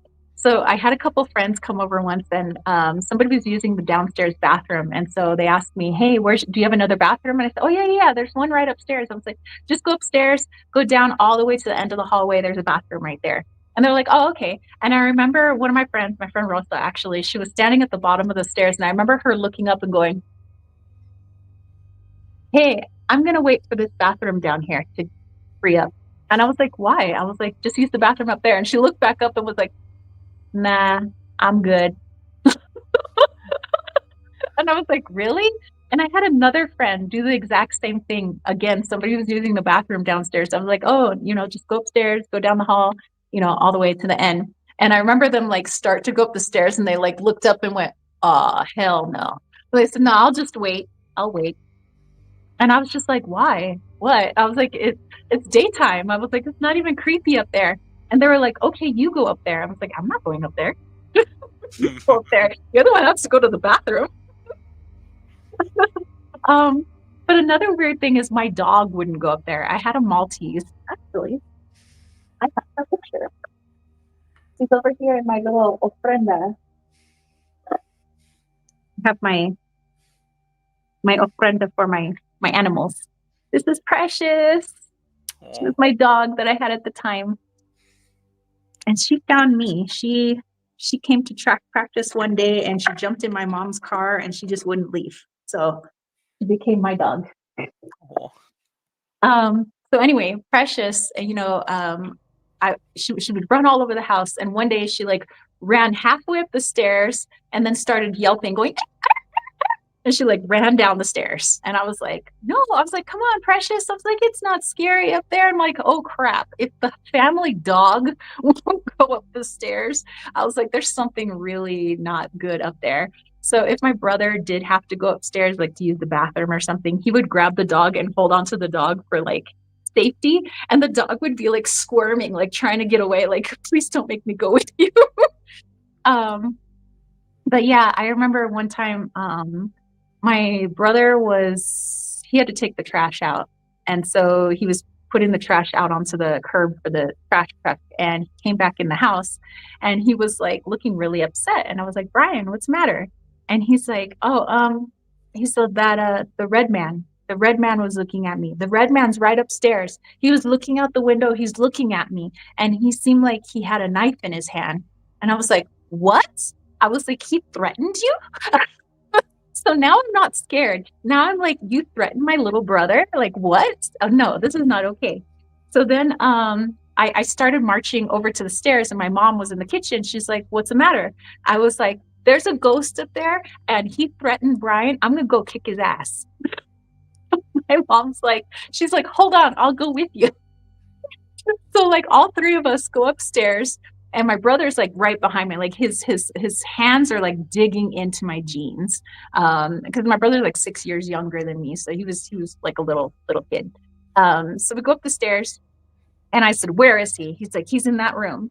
And I was like, okay. So I look, I'm standing in the doorway with my mom and I was like, tell me where he is because I can't see him. And he says, he's right there. He's in the corner. He's got a knife and he's floating up to the ceiling. And I was just like, I said, okay. So I go over and I'm like trying to feel. And I'm like, here, is he here? And he says, yeah, like he's gonna hurt you, Tara. And he was like, don't do it. He's got a knife. He's gonna stab you. And I was like, he can't hurt me. I was like, what? I was like, well, you're picking on a little boy. Like I said, you're big old rough and tough, like ghost because you want to pick on a little boy. I was like, come on, come at me. I was like, you want to hurt somebody? You come at me. You want to scare somebody? You come at me. I was like, you leave my brother alone. And then my mom's like, is he going away? And my brother's like, no, he's still there. And so she said, let's say the Lord's Prayer. So we all started praying. We're like, our Father who art in heaven, hallowed be thy name, And so as we're saying the prayer, my brother's like, he's going away. Like he's starting to disappear. And he's like, okay, he's gone now. And we finished up our prayer and my mom's like, oh, okay. So next time you get scared, next time you see something that you don't like, she was like, say the Lord's Prayer. And she was like, and it'll go away. And my brother's like, oh, okay. And I was like, sweet, because I'm like, dude, this upstairs is freaking creepy. And I was like, I'm like, dude, there's a red man up here. Like, what the heck? And so then, when was it? By the way, this was the same place where the last live chat that we had. And I told you that dream about like my grandma kissing me goodnight. That was that upstairs. That's the one I'm talking about. I think it was, I don't know what year The Sixth Sense came out. I knew I was in high school, but I don't remember when. So I don't know if this is 97, 98, or 99. Those of you that have seen the movie, let me know in the chat, or like Costalini, if you've seen The Sixth Sense. I don't know if you know what year that came out. I'm Googling it. Oh, okay. 1999. 99? 99. All right. The year I graduated high school. Oh, wow. Easy Does It says, dang, the dog didn't even want to go upstairs. She's laughing. Yeah, poor Precious. She had to endure us. Okay, this makes sense. Yeah, if it came out in 99, then yeah, that would explain why I was prepping dinner, because I was almost 18. So I was getting the table ready for dinner. I was starting to get dinner started because at the time my mom had gone back to school at the community college. She was trying to get her associate's degree. And my dad, he worked, like he would get up at 3 a.m. and then he would come home at like 3 p.m. He was a truck driver. And so it was just my brother and I. So I pick him up for school or walk him home, whatever. And so we were getting the table ready and my brother's watching the commercial or the trailer for The Sixth Sense. And my brother's like watching it and I was kind of looking at it, but I was like trying to get dinner ready. And my brother like comes over to me and he was like, hey, Tara, he says, I can't wait to watch that movie. That's probably a really cool movie. And I said, yeah. I said, it looks really cool. It's got Bruce Willis and everything. I was like, I bet it's going to be like super spooky. I was like, I'd watch it. My brother's like, yeah, I'll watch it with you. And then he's like helping me and I don't know, like a minute passes. And then he's like, yeah, I want to watch it because I want to see what that boy does because I think it would help me. And I was like, wait, Rewind the record? Like what happened? And he was like, he says, can I tell you something and you won't make fun of me? And I said, well, that depends. I said, I'll probably make fun of you regardless. And he was like, please. He's like, I want to tell you, but he goes, you need to promise me you're not going to make fun of me. And I was like, okay, fine. I was like, what is it? And he's like, okay, you know how when we went to grandma's funeral and we went to Ohio and they had the casket outside with grandma in it and everybody's standing around her and like everybody's crying? And I said, yeah. And he says, and you know how I wasn't crying and mama was upset because I wasn't crying because she said I wasn't like being sad enough for grandma? And I was like, yeah. And he says, well, that's because I saw grandma. And I said, well, we all saw grandma. Grandma was dead in her casket. And he's like, no, no, no, no. He says, like, I saw grandma. Like, grandma was standing where her head was in her casket and she was looking at herself. And I was like, whoa, seriously? And he's like, yeah. And then when we walked back to where like all the cars were for the funeral, you know, the like all the black cars, and he says, when we were standing up there, remember when I was pulling on your dress and I was trying to stand behind you? And I said, yeah, what was that all about? And he says, well, that's because grandma was still standing by her casket looking at herself. And then she turned around and she looked right at me.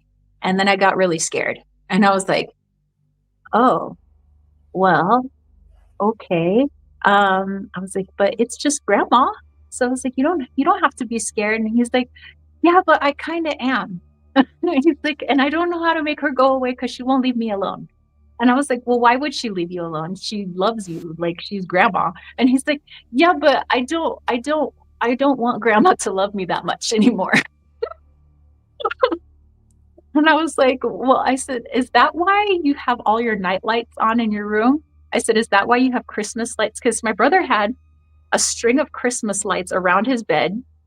And he had like 4 night lights, like one in every socket. And then he slept with a football, a baseball bat, a soccer ball, and a basketball. And I was like, is that why you sleep with all your sports equipment? And he says, yeah, because when grandma shows up in my doorway, I throw it all at her and I tell her to leave me alone. And then she doesn't leave me alone. I was like, oh my gosh. I said, just tell grandma that she's scary and that you just don't want to be scared. And he was like, I try. And she tries making herself look different so that she's not scary. Sometimes she looks really young and she's like wearing this big white hat and she's got like these white clothes on. And sometimes she looks old like grandma and she's wearing what she wore in her casket. And sometimes she wears what we like remember her in, like her t-shirt and her shorts. And he's like, but yeah, she always looks different. And he says she's always trying to tell me stuff. And I just like don't want her to like scare me, like, because she shows up when I'm not expecting her. Like if I was expecting her, he was like, I'd be okay, but I don't expect her. And then she's there, like right there. And he's like I'm walking up the stairs to go to the bathroom. And then boom, grandma's right next to me. And then she just starts talking to me. And I'm like, ah! He's like, I don't want grandma just popping up whenever she feels like it. And I was like, oh my gosh, I'm so sorry. I was like, I didn't know that. I was like, is that why you're so scared of upstairs? He's like, no, I mean, grandma goes up there with me, but she says she goes up there with me to protect me from the red man. I was like, really? I was like, what does grandma say about the red man? And he says, grandma says that he's a bad omen. He's all, what does omen mean? And then I'm like, oh crap. I was like, you know, your brother's telling the truth, but he's using vocabulary that he doesn't know. I was like, wow.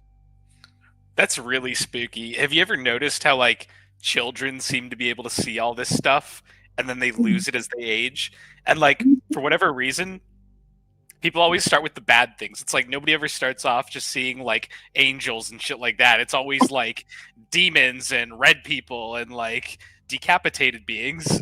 Yeah, exactly. I'm like, can't we just get some like fluff, some love and light? You know, why does it always got to be?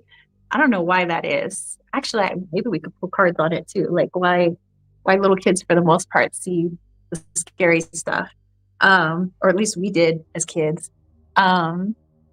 But yeah, so my brother would tell me all these things about grandma. And then he says that grandma told him once that she knew what our future looked like. And I said, "Oh, did you ask her about me?" And he says, "Yeah, but she said that you would be fine, that you'd be happy, and that you were going to have a good life." And I was like, "That's it?" I was like, "Thanks, grandma." um, but yeah, he was. I remember he was really scared. I mean, he wasn't scared of our grandmother, but when she would just kind of pop out of nowhere, then that was scary to him. And so he would always ask me what to do. And I'm like, I don't know. Because at the time, I would see stuff out of my peripheral, but rarely would I see it with my own two eyes like my brother does. Nowadays, because my intuition's changed, I do see things with my own two eyes. So now I know what my brother was seeing, but at a very young age. Now I know how to deal with it, but I can't imagine what that was like when my brother was like 6 and 5 and 7, 8, 9. Because there was a time where I wonder if my brother's watching this. Sorry, bro, if I say anything embarrassing. But there was a time where around 8 or 9 years old, he started wetting the bed again. And my father would get so upset at him. Like he would punish him. He would give him, like he would ground him and, yell at him for wetting the bed and say that he was like less than a man because he was wetting the bed. But now I know that it was around that time that he started seeing a lot of stuff. And so he was really scared. And actually, he had developed a seizure at that time too, which was really interesting. And it was a seizure that it wasn't like an ongoing seizure. It only lasted for adolescence. And we went to all these different doctors, and they called it a paranismial kinesogenic corthesis, which means they don't know. He's like the only third documented case in history. So I don't know if that had something to do with what was going on at that time. But there was another time where he tried to listen to what my grandmother was telling him because he felt like it was pertinent. So how old would I have been? I was probably 17. I think I was a senior in high school. A lot happened when I was a senior in high school. So sometimes the smoke alarm would go off in our house at like 3 a.m. every morning, just 3 a.m, smoke alarm going off, not because there's smoke, but because we have a lot of spirits and they like to mess with the electronics. And so the smoke alarm would go off and scare the bejesus out of us at 3 a.m. So it was my summer vacation. I think I was going into my senior year. I think that's what was happening. I don't quite remember now, but the smoke alarm went off and it was like 7 a.m. And I shot up in bed because I was just kind of laying there because it's summer break and I don't feel like getting up early. I feel like being lazy. So I shot up in bed and I was like thinking, I was like, dude, spirits with the freaking like fire detector, like smoke alarm, like stop, just stop. I was like, stop with the smoke detector. And my brother comes sprinting down the hallway and he like slides in front of my room and he looks panicked. He's like, Tara, there's a fire. And I was like, get out of the room. I was like, get out of the house, grab the dog, get out of the house. And so I stand in front of the hallway. I leave my room and I look down the hallway and I could see the other end of the house that it's on fire. Like it's quiet. Like it doesn't, like you can't hear anything. It's just like quietly burning, like everything in the back of the house. And I was like, ooh. So like I like ran as fast as I could. I ran upstairs because my mom was sleeping upstairs because we would trade off. So I was like, Mama, there's a fire downstairs. She was like, get the dog, get your brother, get out of the house. I was like, okay. And so what was weird was the night before I was getting ready for bed and I felt like I was going to get in trouble for something the next day. I just felt like something was wrong. Something bad was going to happen. I'm going to get in trouble. Or I was like, did I not? No, I did the dishes. I swept the floor. I cleaned the bathroom. I was like, I did all my chores. I was like, what is it? I was like, what is wrong? Like, I felt like something is wrong. Something's off. And so I was pulling my covers back in my bed and I hear my brother go, Tara. And I was like, what? He's like, never mind. I was like, okay. And I asked my brother about that. And he was like, when we were actually sitting outside the house with our house freaking burning and we were waiting for the fire department to show up and the paramedics were there, they were talking to my mom. And my brother was like, hey, He says, this is all my fault. And I said, no, it's not. I was like, I don't know. Sometimes fires just start and it's not your fault. And he says, no, it is. He says, do you remember when I called your name last night? And I said, yeah. And he says, well, that's because grandma showed up in my room. I was like, oh. And he says, and grandma said that something bad was going to happen tomorrow and that you need to be, you were the first person I was supposed to wake up, and that I was supposed to wake you up as soon as I woke up because you would be able to handle it. And I was like, oh, well, I was like, it's okay. I was like, it's not your fault.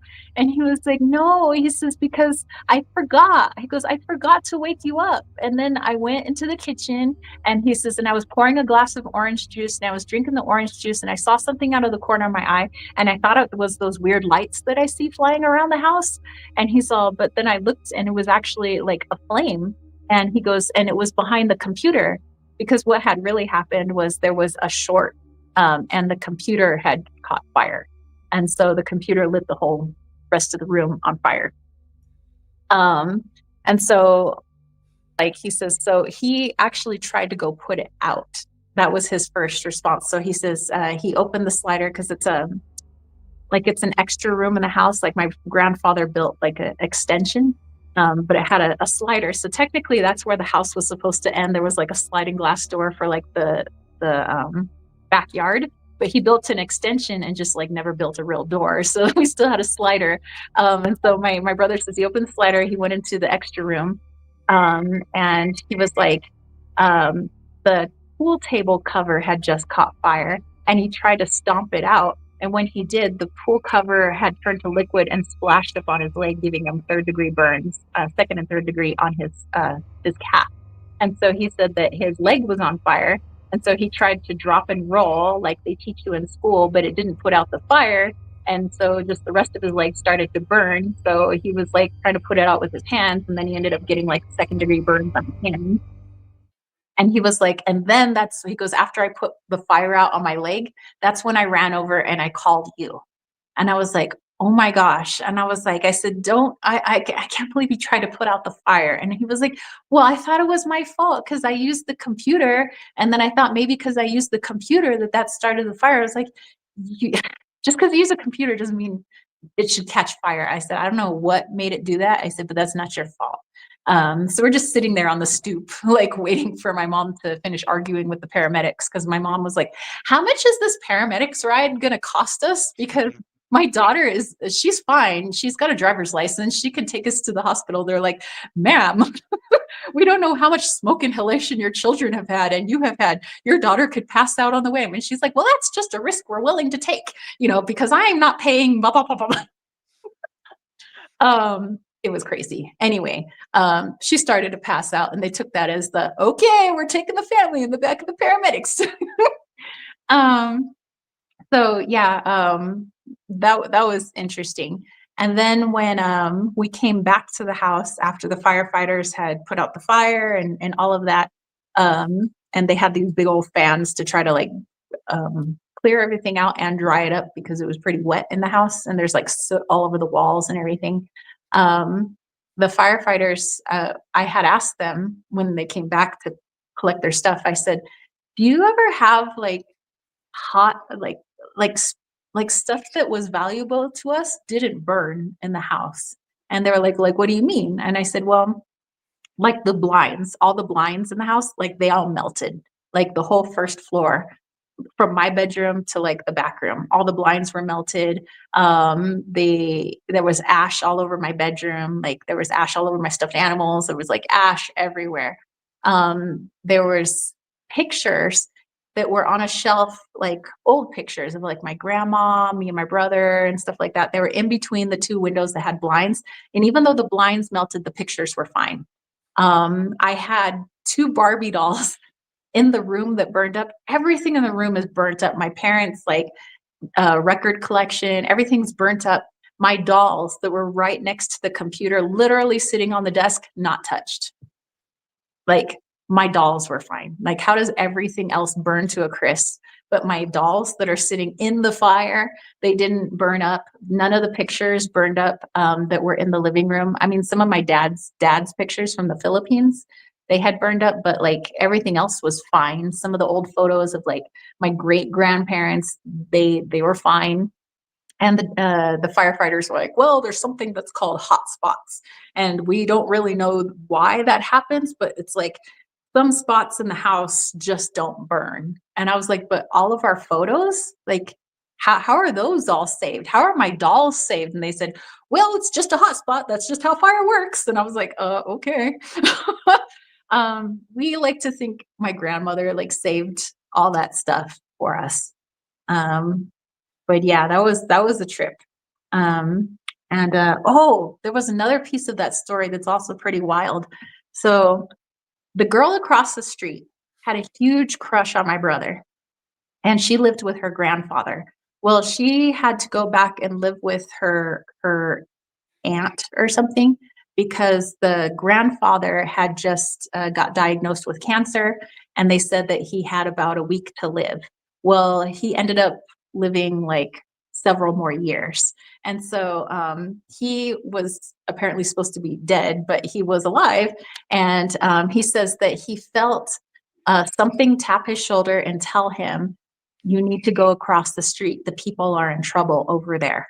And he was like, oh, so he said it was an angel that had come to him. And so he went across the street. There wasn't any smoke coming out of our windows yet. So it's not like anybody knew that our house was on fire yet. And I had just gotten out of the house with my brother and the dog, like literally what the smoke alarm going off. But there was no smoke yet, like pouring out.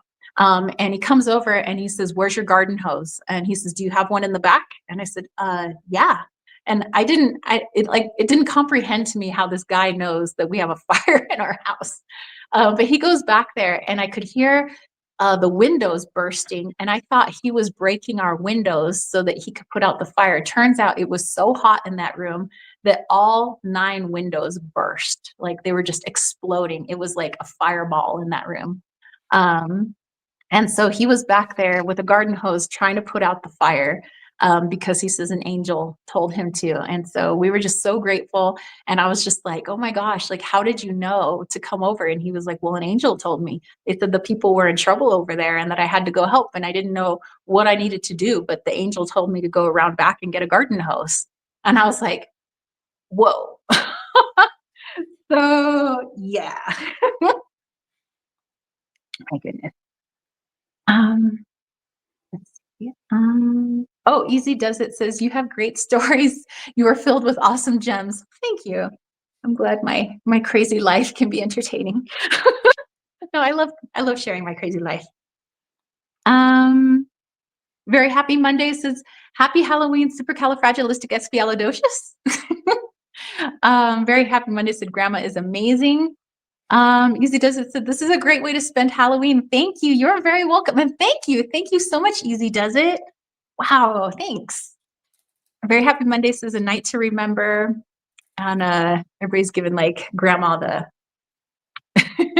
power there. I don't know.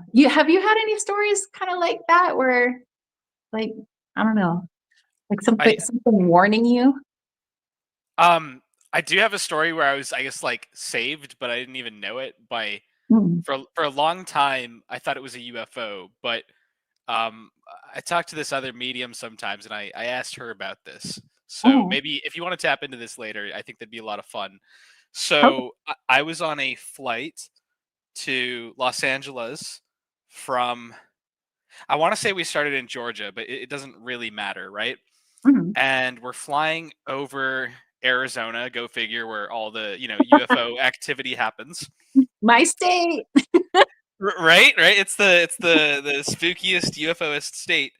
And I look up. I was maybe like 14 at the time, right? So I'm still that preteen, and this is kind of just after, like, right on the cusp of when I've been introduced to energy and like these kinds of concepts. And there's this in Harry Potter you have the Dementors, like the flying black ghost things. Yeah. There's this giant beside the plane. Imagine a Dementor, but there's no hood, right? It's just like the body or the cloak, and it's flying beside the plane, and it must have stretched out 40 feet. Like, it was bigger than the wings of the plane, and it was just beside us. But there's propulsion or anything. It just stayed next to us for I don't know, somewhere between 20 and 40 minutes, and everybody on the plane was just like looking out the window, looking at this thing like, what is that? Like, what could that be? Because it doesn't look like an alien spacecraft or something like that. It's just this like smoke with no fire almost, right? And Hmm. at the time I was like, it's a gin. And then I'm like, no, that's the opposite. That's fire with no smoke. And I'm like, what is this? And so Hmm. we ask a flight attendant, and she goes to get the pilot. And the pilot's like, oh, we don't know. It's some kind of like light phenomenon. Like they didn't have an explanation, but nothing was showing up on like the radar or anything. Yeah. So here I am. What is this? 15 years later, I guess. I Uh-huh. ask someone, and so they try to tap into it.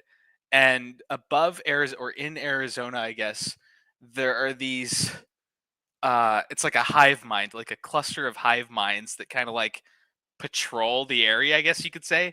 And Hmm. somehow it was protecting the aircraft. It was like someone on that aircraft had to survive for some reason, and there was something going on in the area where the plane had to be safeguarded or whatever. It had to show up somewhere else. Like it Yeah. had to arrive. Like nothing could happen to it. But I just kind of went those like 15 years being like, what was that? Like, why is there like a freaking Harry Potter Dementor just like Hmm. flying beside this plane? So yeah, but I don't Well, have a lot of like ghost stories. I pulled a card on it while you were talking, just to like try to pick up on the energy, and I pulled the Tower card um, Oh, while you were talking. And so, kind of what I was getting was what you were saying. You know how like the people on that plane, and it was they were meant to survive. They're you know good things were meant to happen. It was meant to be protected. Um, so it could have been that just the like I feel like we have different exit points, that when we come to this plane of existence, we have a choice. Like we have a plethora of exit points that we could take. And it seemed like it was a just everybody together that was on that flight had decided not today. Like not today. So it whatever that energy was had to keep that plane safe, everybody on it safe, because everybody had chosen not to take an exit point that day. So that's interesting. oh, that is so cool. The other thing she told me was that at some point in my future, like Mhm. I reconnect with it, so I end up seeing it again in the future. And so Oh, I'm just like, okay, cool. So that means I've got another few years at least, right? Yeah. wow, man. Hmm. Well, let's see. I have a story, I guess, that could go along with that story. Um, I think I've already shared it with you guys before, so let me know. I don't want to bore you guys. But that was like my near death drowning experience when I was surfing. So this is like I'm gonna rewind the clock back to like 2006, 2005, 2006, somewhere around there. Um, and I lived in San Clemente at the time with this D bag. No, I mean ex boyfriend. And so I lived within walking distance of the beach, and so I would go surfing like every day. And it was November, and it was November 7th, I want to say. So we're actually coming up on the anniversary of it. Wow, it's like a lot of November coming up lately. It's interesting. Actually, all some of the pictures that I pulled to add to my altar, which is over there, my ancestral altar. A lot of the photos say November, and I was like, well, that's interesting. All this November coming up. So, um, I I had two surfboards. I had a longboard, which is actually up at my property now, and I turned it into a table. It's a 9-foot board. And so it's my big old longboard of like surf and a couch. And the other board that I had was like it was a 5'9" board. So it's a short board. It's meant for like riding the waves closer to shore, which I didn't really know how to do. I'm like a longboard surfer. So I wanted to use my new board that day. So I had my short board under my arm and I looked out, and a storm came early in November, the November swells that we get. And normally I don't surf big waves. Like 4 feet, 5 feet, that's like my max, you know? But those look like 7 and 8 foot waves out there. And I was like thinking, well, should I turn around because it's real cloudy out? The sky is really dark. The waves are huge. You can hear them pounding when they crash. And I was like, I don't know. And I had this moment of like, you should probably turn around and just like go back home. But I figured I'm already in my wetsuit. I already have my board. And I was like, and nobody is out there. So I would have all the waves to myself. And it didn't click that there's a reason that there's nobody out there. Of like, this is a surf town. If those are surfable waves, surfers would be out there. But every surfer knows that those are probably not the best waves to surf right now because those are storm waves. And I was like, oh, you know, and I didn't think about that. So I was like, well, I'll just go out there. So I was also like thinking I looked pretty badass because I was like, I'm gonna go out there, I'm gonna go surf these waves all by myself, you know. um, so I go out there and I it I just wasn't thinking clearly that day. Um, so a shortboard, for those of you who don't surf, a shortboard doesn't float. It kind of sinks, you know, because it's not meant to float. You're not meant to sit there on your board. You're meant to be riding it, you know, and you know, ride the like tube, you know, and stuff like that, ride the curl. But a longboard, you go out past the breakers, so past the waves. So you're behind all the waves so that when the bigger waves come, you can ride them all the way in, you know, so that you get a longer ride because that's what longboarders do. Well, because I was a longboarder, I took my shortboard and I did what I do in my longboard. So I went paddling past the breakers. I went out on the rip current so I could get out there really fast.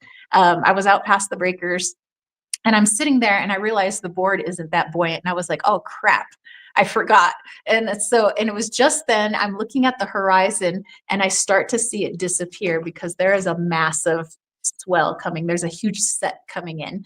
And I was like, oh shit. I realized I had effed up. And so I turned around. I started paddling like crazy for shore. I was like, oh my gosh. And that was also error number 2. Don't do that because when a swell is building, it's pulling the water up so that it could create a wave, right? So if you're paddling, by the time that wave comes to break, you're going to be in what's called the impact zone, meaning that wave is going to crash right on top of your head. All 8 feet of that wave is coming down hard on top of you. So I'm like paddling like for my life. And I realized this wave is coming up and I was like, and so first wave hits me on the head and it hits really hard. And so I got pushed down under for a while and I popped back up and then I saw that there was another set or another wave coming. And so all I got was like a before it like pushed me down again. And so then I thought, well, I'm going to take my board. I'm going to try to swim underneath the roll of the wave.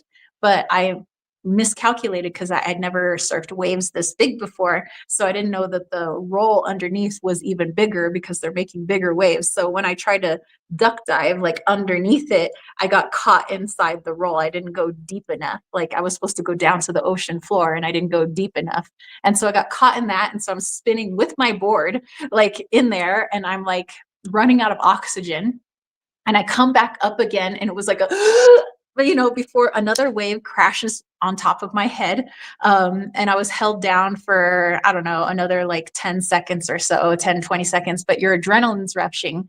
So it's really hard to like hold your breath for a long time when your like heart is racing and your adrenaline's pumping. And so I tried to come back up again and I got like a half a breath. It was like a, you know, before like another wave was on top of my head and I took in a bunch of water. And so then I came back up again and I got this harebrained idea that I was going to try to jump over the wave like a total dork. So I got up on my board and I tried to sort of stand on it and I tried to jump the wave and the wave like smacked me right in my face. And that it was really stupid. I don't know why I did that. And so then I'm down in the spin cycle again. And so then I come back up and now I feel like my lungs are burning because I haven't gotten a full breath of air in like, I don't know, 5 minutes. It felt like, you know, it's been 5 minutes and all I've gotten is a like that's all I could get. And so I came back up again and it was another on the head. And then as soon as I came up, I didn't even get a breath before there was another on the head. And then I came back up and I didn't even get a breath again before there was another on the head. So I literally held my breath for like 2 minutes or something. And my lungs were on fire. And so then I'm underwater being held down. I could feel I had my leash, on my board, so I could feel my leg tugging because my board is being pulled towards shore, and I could feel my leg, being jerked. But I'm just underwater, and I'm like thinking, oh my gosh, I need to get out of here. Oh my God, I don't want to die today. I don't want to die today. And then at some point, I was like, well, I'm gonna die today, and then I was okay with it. I was like, well, I was like thinking, how are they going to identify my body? It's not like I keep my driver's license in my wetsuit. And I was like, what if the fish eat me? And by the way, I don't know what time is passing for me to have all of these thoughts. It's like my life is passing before my eyes.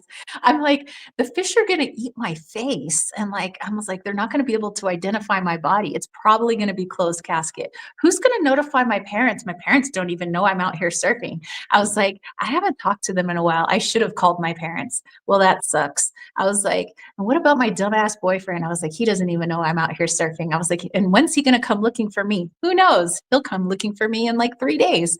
I was like, nobody's going to come looking for me. I'm literally going to be lost at sea. And I was like, well, here we go. And so I had already started taking in water into my lungs. I had already started drowning.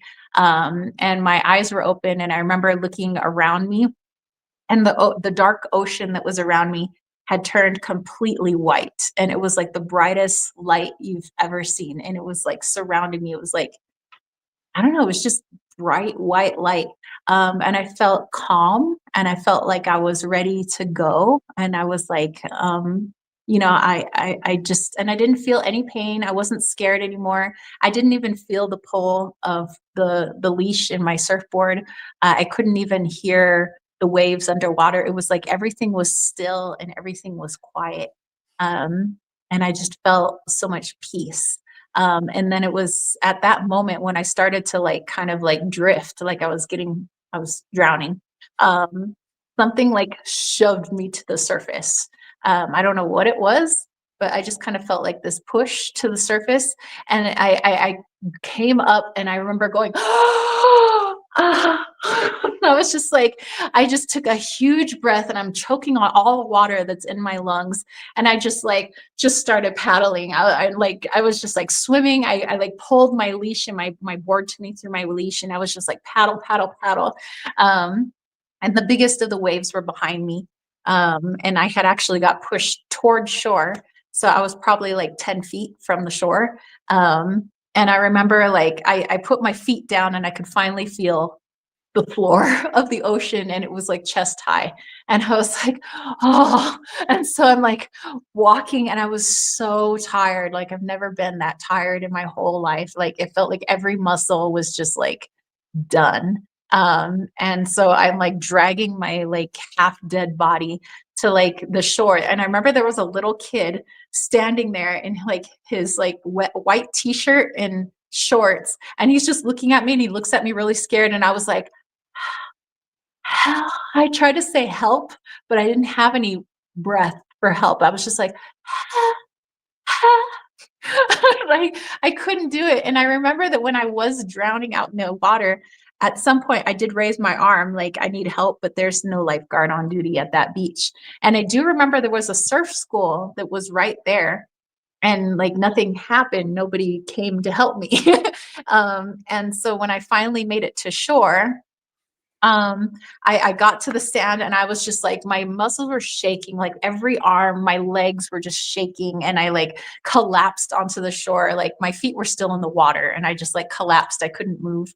And I looked up, and the surf school was right there. And I remember they kind of looked at me, and I threw up so much water, and then I passed out. And I don't know how many hours I was out, but nobody seemed to care because it's Orange County. So apparently people just walked past my dead body on the beach. And by the time I woke up, it must have been a couple hours later, hour or 2 hours later, the beach was empty. Like everybody had gone home. The surf school was gone. I was just like the last dead thing on the beach. And I was just like, ugh. And so I dragged myself and my board. I had my hair in a ponytail, but the water had ripped out my hair clips and my scrunchie. So my hair was like all over the place. And the next day, I decided to go contemplate my life over by the water. So there's these train tracks that you have to cross, and then you climb down the rocks to get to the water. Well, I hopped across the train tracks, and I was just sitting on the rocks there, and I was just staring out into the ocean. And I was just thinking, like, why am I alive? Like, why is it so important that I'm alive? And I was just like, and why was I so stupid? I was like, why did I go out there with the wrong freaking board? I said, why didn't I listen to my gut when my gut told me to turn around and go back in? I was like, I literally almost died. I was like, wow. So I'm just contemplating my life. And then this guy sits next to me, total surfer guy, like white, like dreads, he's got like the blonde dreads, he's got the dreads in his beard and stuff. And he sits next to me. He's like, hey, like, sup, like super surfer, right? I was like, hey, how's it going? He's like, yeah, he's like, it's like, basically talking about the storm waves that have come in. I was like, yeah, I was out there yesterday. And he's like, yeah, I saw you. Yeah, we all saw you. He goes, dude, he says, you were like that one chick that was out there. He's like, that was so cool. That was gnarly, man. And I was like, no, that was really stupid of me. I said, I almost drowned. He's like, but you didn't though. I was like, you're right. I didn't. I said, but I said, I was like this close to death. I said, I literally saw the light. And he was like, okay. He's all, but hey, don't dwell, man. He's all, so what are you going to do with your life? And I was like, well, I don't know. And he says, what are you doing with your life? And I said, I work at a bamboo store. I'm like a sales girl. I don't know. He says, well, like, what have you done with your life? And I said, well, I went to college. I got a teaching credential. I said, but I don't know if I want to use it. I said, I don't know if I'm good enough to be a teacher. And I said, I don't know. I don't know what I want to be. And I was like, I'm just, because at the time I was like 24 or 25 years old. And I was like, I don't know what I want to be. Honestly, I said, I got my degree, but I'm not even sure that's what I want to do.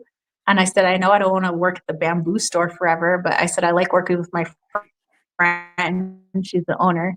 And he was like, so he said, if you got a second chance at life, what are you going to do with your life?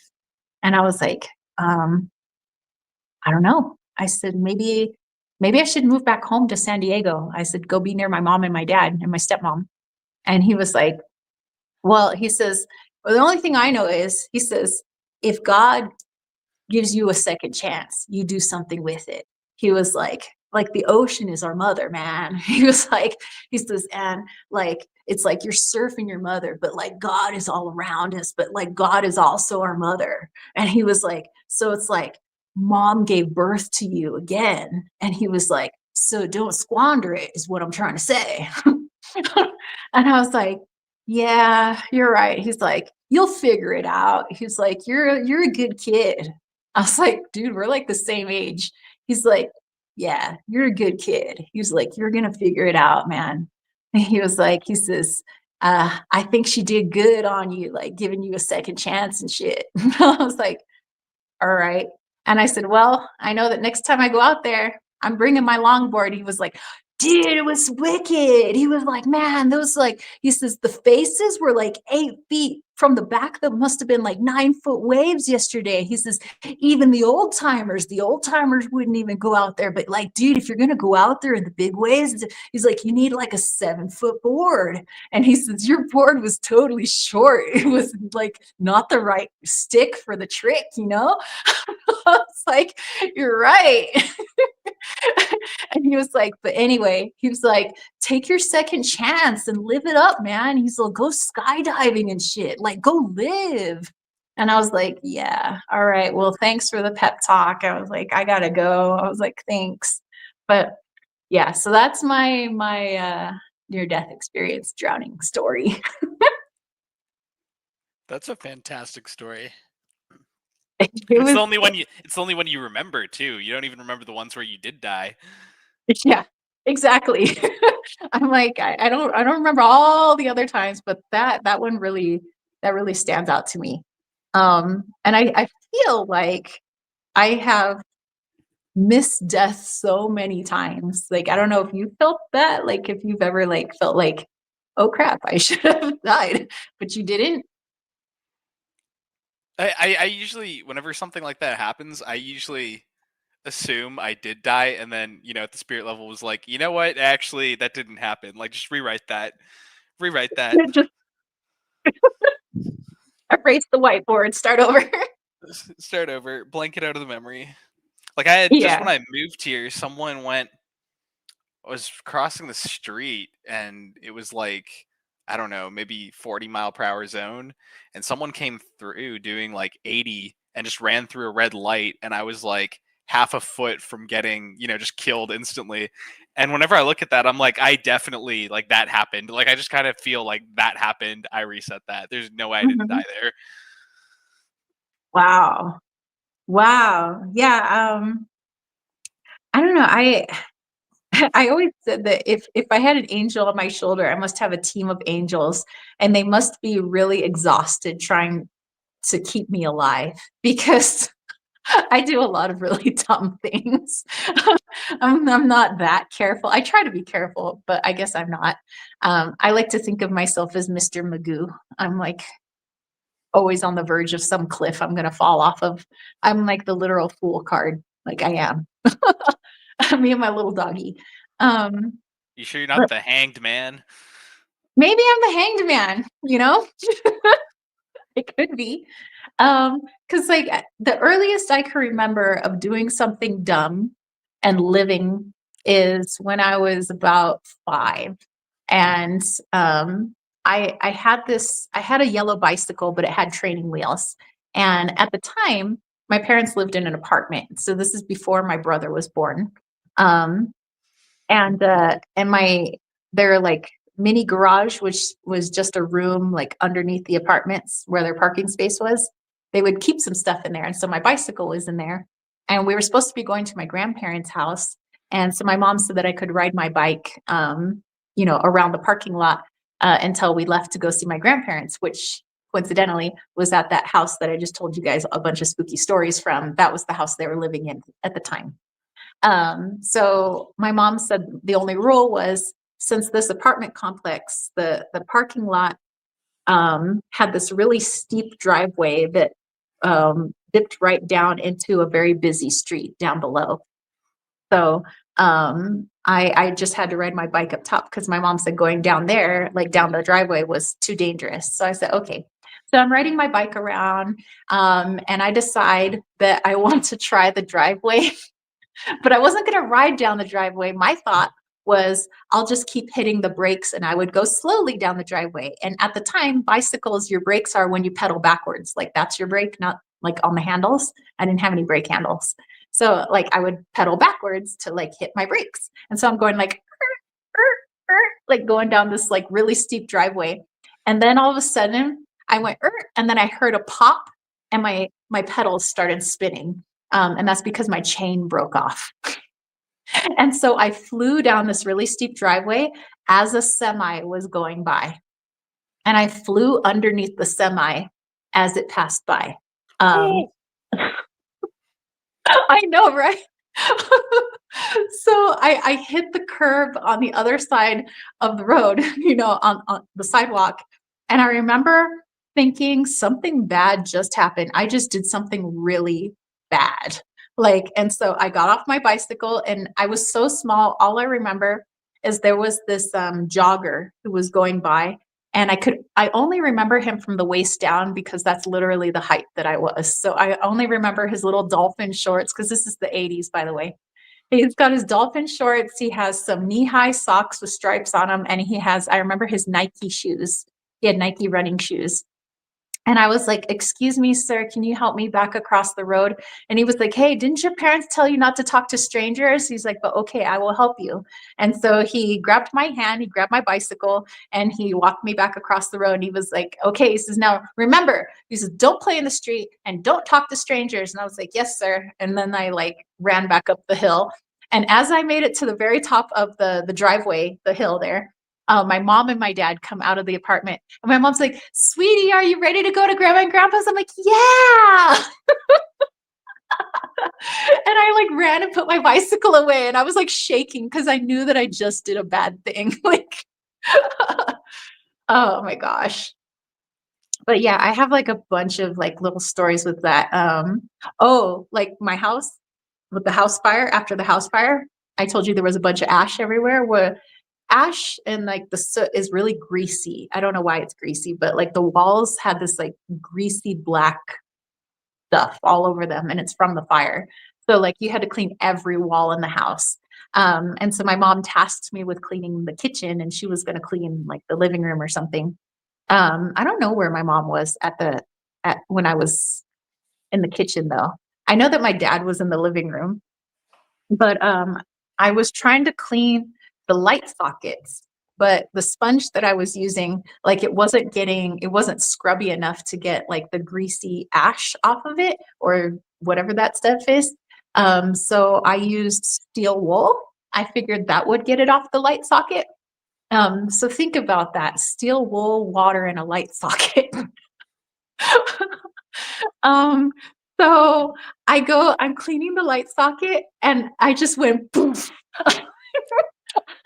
It hurt so bad. It felt like a million bees stinging my body. I got electrocuted, and I hit the stove behind me, and and I hit the floor, and I got up, and I was like twitching, and I looked, and my fingernails had turned black, and it was black on the tips of my fingers because so much electricity went through my body.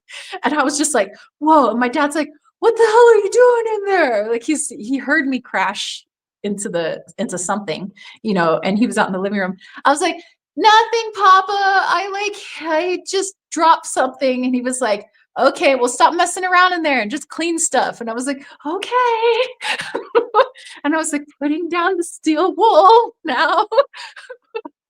Yeah, I was pretty like shaky for probably a day, because I kept feeling like the electricity in my body. It was like so weird.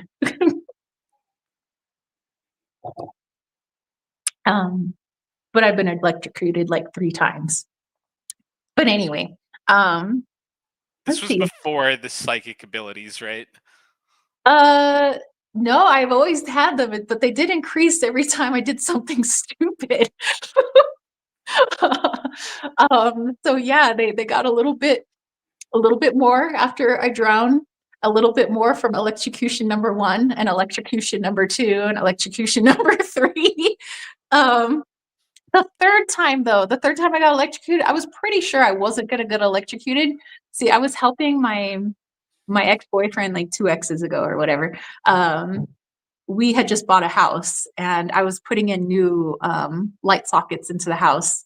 And so I asked him to go turn off the breakers. And so I yelled out the door. I was like, hey, are the breakers off? He says, yeah, the breakers are off. And I was like, okay. And so I probably should have tested. Now I know. There's still some juice left in things, even when you turn off the electricity, like there's still like residual. I didn't think about that. So I went and stuck my screwdriver and started trying to like tighten something, and I electrocuted myself. So, so there's that. Let's see, what else have I done? Let's see. When I was in college, there was a boy I was dating in San Diego. He lived in Vista. And so I would travel from Long Beach State, and I would drive to Vista. It was like an hour and a half. And, I wanted to go see my boyfriend. So I would go travel there. And so there was one night I was going to drive back, and usually I drive back at like 11 o'clock or something like that. And the streets were flooded. Like there was literally probably like 5 or 6 inches of water in the roads, because we were having a really big storm at the time. And so there's thunder, there's lightning, like water's just like pouring down. And I was like, dude, I have to go back to school. I said, because on the weekends we have track practice on Saturdays, because I was running for Long Beach State.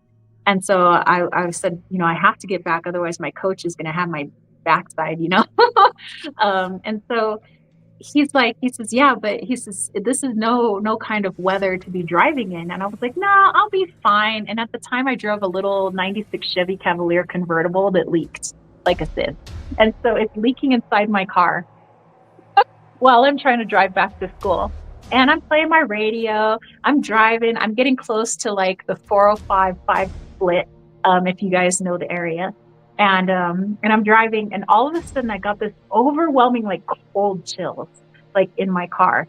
And so I turned the radio down and I was like, whoa. And I look in my rearview mirror, I could swear I see my grandmother. And I went, whoa, and I almost crashed the car.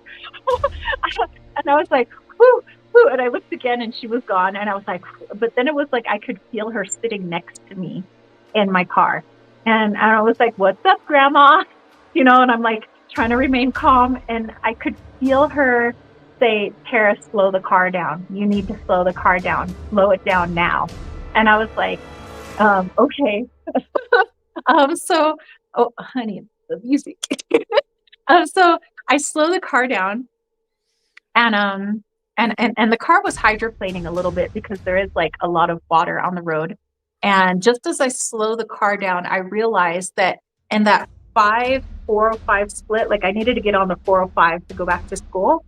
But right there's a car, it looked like a Honda Civic or something that was sideways, blocking all the lanes.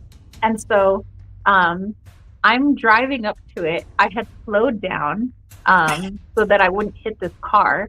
But I remember like cranking my wheel and like my car is going, I'm like doing a power slide around these people's car. And I remember I was looking out the windshield and I could see that all the people that were in the car were standing in the center divide because I guess their car broke down and they didn't want to be sitting in the car and get hit. So they're like just standing there. I don't know, it was like 4 people or something just standing drenched in the rain, in the pouring rain. And I'm like, what the heck? As my car is power sliding, it's like slow motion. And so then I like correct it and I like go and I like get myself, like back up to the 405.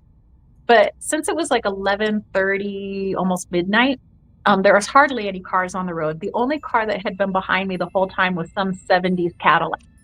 And so I look in my rearview mirror and I see the Cadillac go pow and hit the car. The car spun right towards the people in the center divide. So I don't know if those people survived. I really don't. And the Cadillac, I saw it flip on its side and fly out like the other way. I'm watching this in my rearview mirror. Now, at the time, cell phones weren't that sophisticated yet. So I had a little Nokia. And so I remember calling 911 on my Nokia and it was like city and state. And I was like, Irvine, California. I'm describing the accident that just happened. They said, okay, please tell me, what was the license plate of the Cadillac? I said, how should I know? I'm driving. I don't know. They're like, what is the license plate of the Honda Civic? I don't know. Do you know what year the Honda Civic is? I don't know. I said, all I'm telling you is there's probably people hurt. And I said, and they're like, and what state is this in again? This is California.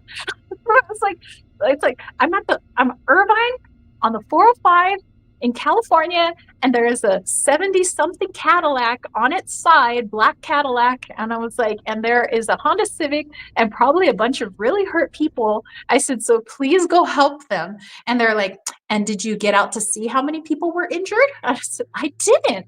I'm sorry. I was like, I need to get off the phone before I get into a car crash. Okay. So I was like, you're the police, figure it out. So then I hung up. But yeah, if my grandma didn't tell me to slow down, I would have been the person that would have hit that car. And then the Cadillac probably would have hit us too. So that another like. It sounds like your grandma really likes to intervene and like save your ass all the time. That's amazing. Yeah, I feel like she might be really tired of it, It's not like she has anything better to do. I mean, she's dead. Mm-hmm. You actually just reminded me. not quite the same story, but like Mhm. last Halloween, actually, that's kind of like when I started like talking to mediums for the most part. And I asked to talk to my dead granddad, right? And maybe 2 weeks later, I was out in the rain and I went to my car and the lights were on. Like I hadn't turned my car on, but all of the lights were just shining. They were all on, and I was like, that's not possible. Like that doesn't, the car wasn't on, but all of the lights were on just in the rain, and it was the only one like that. So I get inside and I go to the gym, I come back, and I remember something had happened to the lights. Like one of the lights was on when I got home, but it wasn't on when I left. So I Mhm. talked to him again, and he's like, yeah, I'm trying to scare you. Like, I'm trying to give you a spook, like, you know, like in the movies. Like, Yeah. this is going to start happening to you more and more often now. And, yeah, no, I think a month after that, I got into a car accident, so he did not save me. Oh. He did not intervene. Oh. He did not intervene. And then what's really weird is, do you remember how I asked you about the Challenger maybe 2 weeks ago? Mhm. Okay, so today, I hadn't filed any claim, but the same insurance company sent me a letter saying we've received your claim Mhm. for the car that they'd already paid me for. They said, we've received your claim. Like a letter just shows I haven't contacted them, and I'm like, what? Oh, what? Huh. Yeah. There's some wild stuff going on, like a little more than usual, I must say. Wow, dude. Here's the insurance claim that you did not file. Like, Yeah. what? Yeah, here it is. Hmm. Wow, we are on a very strange but seemingly awesome timeline right now. Oh, hold on. Let me read a couple of the comments. I missed a few from people back. Hold on. Let me see here. Very happy Monday says, innocent and delusional. Glad you're here to tell this tale. That's right. That's me. Innocent and delusional. That washing machine feeling is the worst. I used to like the washing machine. I used to call it the spin cycle. I used to like it when surfing, but not when you're drowning. No. This is Omen G. What's wrong with people? Oh yeah, just walking over my dead body. Yeah, I don't know. People are weird. Remember, only you can save you. Just like only you can prevent forest fires. She said, that dude saw you and did nothing. What in the dude culture was that? Well, I don't know. That was weird. The surfer guy? Yeah. Easy Does It said that surfer sounds like an angel coming to ask you all the right questions. It kind of felt like that. And I remember because it was such a weird interaction, I did try to find him the next time I went out surfing and I never saw him again. So I don't know. Easy Does It says, wow, Tara, if life insurance was a person, it would be you. That would be my grandma. Very Happy Monday says, you were living on the edge for real, for real. The searing and the bones feeling is crazy. And the more you know. Yes. Do. I'm trying to think about what other dumb things I have done. See, I think that my soul decided that I would do as many dumb things as possible so I could have a broader perspective on life. And I think it really helps what I do for a living. You know, I basically just use my intuition for everything I do. You know, I channel, I read my cards and things like that. But I think all of that experience, because a lot of that stuff was because I didn't listen to my intuition. When my intuition was very strong, it's not that I didn't hear it, it's that I ignored it. But I think that I have all this experience now of like doing really dumb things and so many dumb things that now when you know, people are asking like to trust the intuition, I'm always like, yes, please trust it. Because there were so many times that I didn't, you know, and I'm like coming from all this like experience of like dumb stuff that I did. It was all on me. It's not like, you know, some lightning came out of the sky. It was like all could have been avoided, but I just didn't listen to it. But there was another time where there was a guy who gave me some sage advice and I never saw him again. And that was when I was in college. This was like, I think it was my final year of my bachelor's degree. because I was getting an English education, and I was really depressed because I I wasn't sure that's what I wanted to do. I wasn't sure I wanted to be a teacher. Actually, I went to school because I wanted to be a fashion designer, and I had applied to FIDM and I got in. But my dad said that the best thing for me would be to go to a 4-year university in case I changed my mind. Then I would have other options. Whereas he says that if you go to FIDM and you change your mind, you have to change colleges completely. And so I saw the wisdom in that, and so I was like, okay. So I went to Long Beach State, and after like the first year, they said that you need a lot of chemistry and mathematics to be a fashion designer. And those are my two very least loved subjects. And I was like, well, time to change my major. So I went to undeclared and I asked my dad, like, what do I do? And he was like, well, just be a teacher. And I was like, okay. But I wasn't sure that that's what I want to do. I was just doing it because I wanted to get out of college, and my parents didn't come from like a whole lot of money. And I knew that my dad was working double shifts to put me through school. And I was using like Cal grants and state grants and stuff, like financial aid to help get me through school. So I didn't want to dilly dally. Like I wanted to get out as soon as possible. So I took all of my classes in the spring, in the winter, in summer. I was just trying to get out of school because I didn't want to waste people's money, I thought. And so I remember I was like really sad. And I was like, I don't know what I want to do. I'm not sure this is what I want to do. I was struggling in a couple of my classes. And so I was just basically feeling sorry for myself. And I was sitting in the nursing building because for some reason there was a couple of English classes in the nursing building. And so I'm sitting in this bench in the nursing building, looking out the window on the street with like everybody walking by, walking to class. And I was just sitting there like, oh my gosh, oh my gosh. And this guy, he comes and sits next to me. He's like this nice, like older, like black gentleman. He's got like a sweater vest on and like a collared shirt. And he sits next to me and he says, hey, he's like, why so sad, sunshine? And I was like, oh, I don't know. I said something to the effect of like, I'm really lost right now and I don't know what to do. And he was like, well, and he says, what is it about your classes that makes you so sad? And I said, well, I don't know if I'm going to do well. And he says, have you done well so far? And I said, I have. And he says, what do your grades look like? And I said, I get straight A's. And he says, in college, you get straight A's? And I said, I do. And he was like, well, he says, chances are, if you're a straight A student, you're probably going to do well in these classes.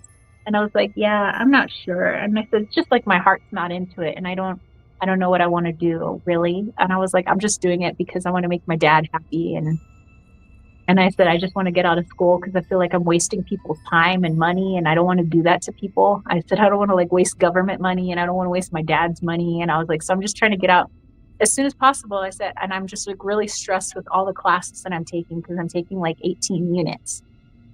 And he was like, well, he says, here's the bright side. He says, everything is going to be okay. You're going to graduate and then you're going to go on to grad school and you're going to graduate grad school.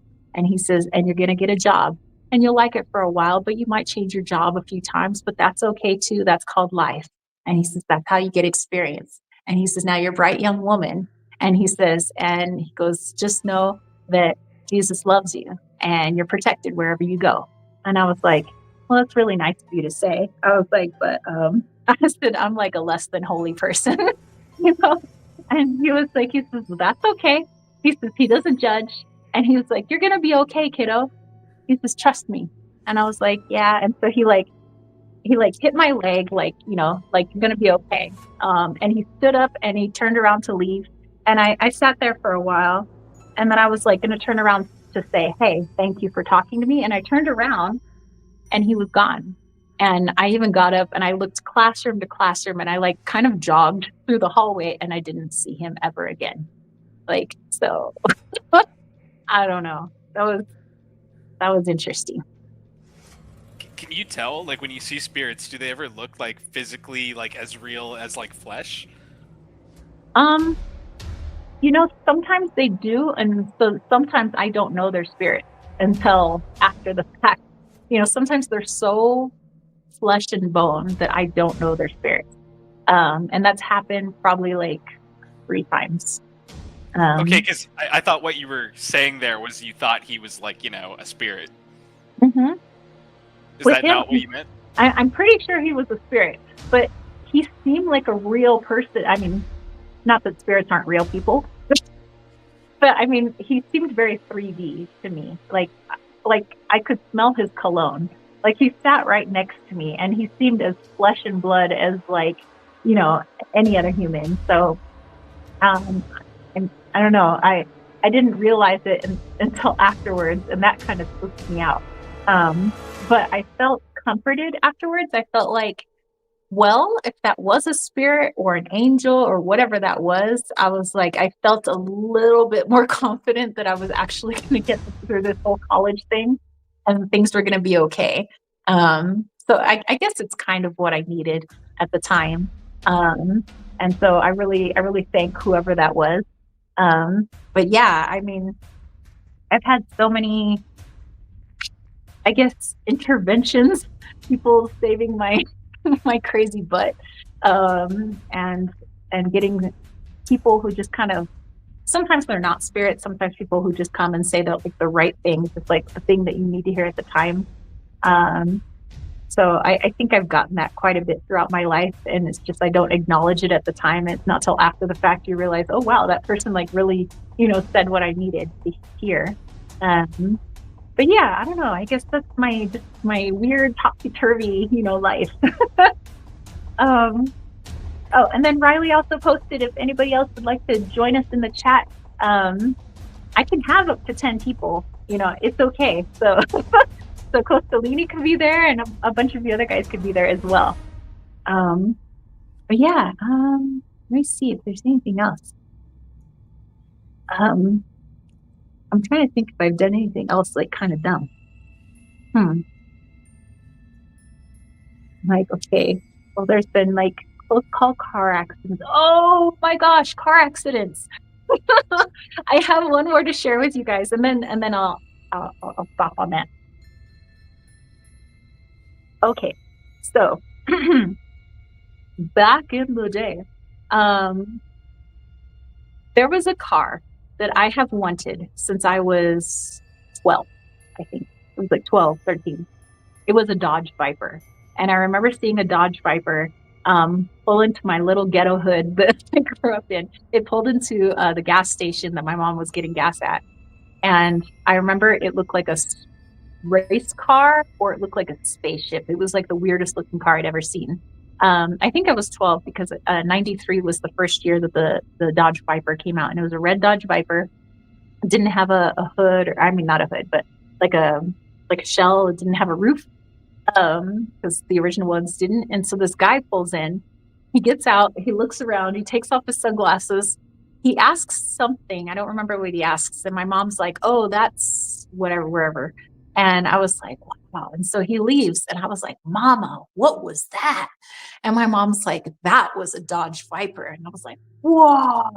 I was like, it looked like a spaceship or like a race car or something. And my mom's like, I know, that's pretty cool, huh? And I was like, can we get one? And she's like, no, we don't have enough money for that. And I was like, maybe I'll get one someday. And she was like, only if you marry rich. And I was like, what?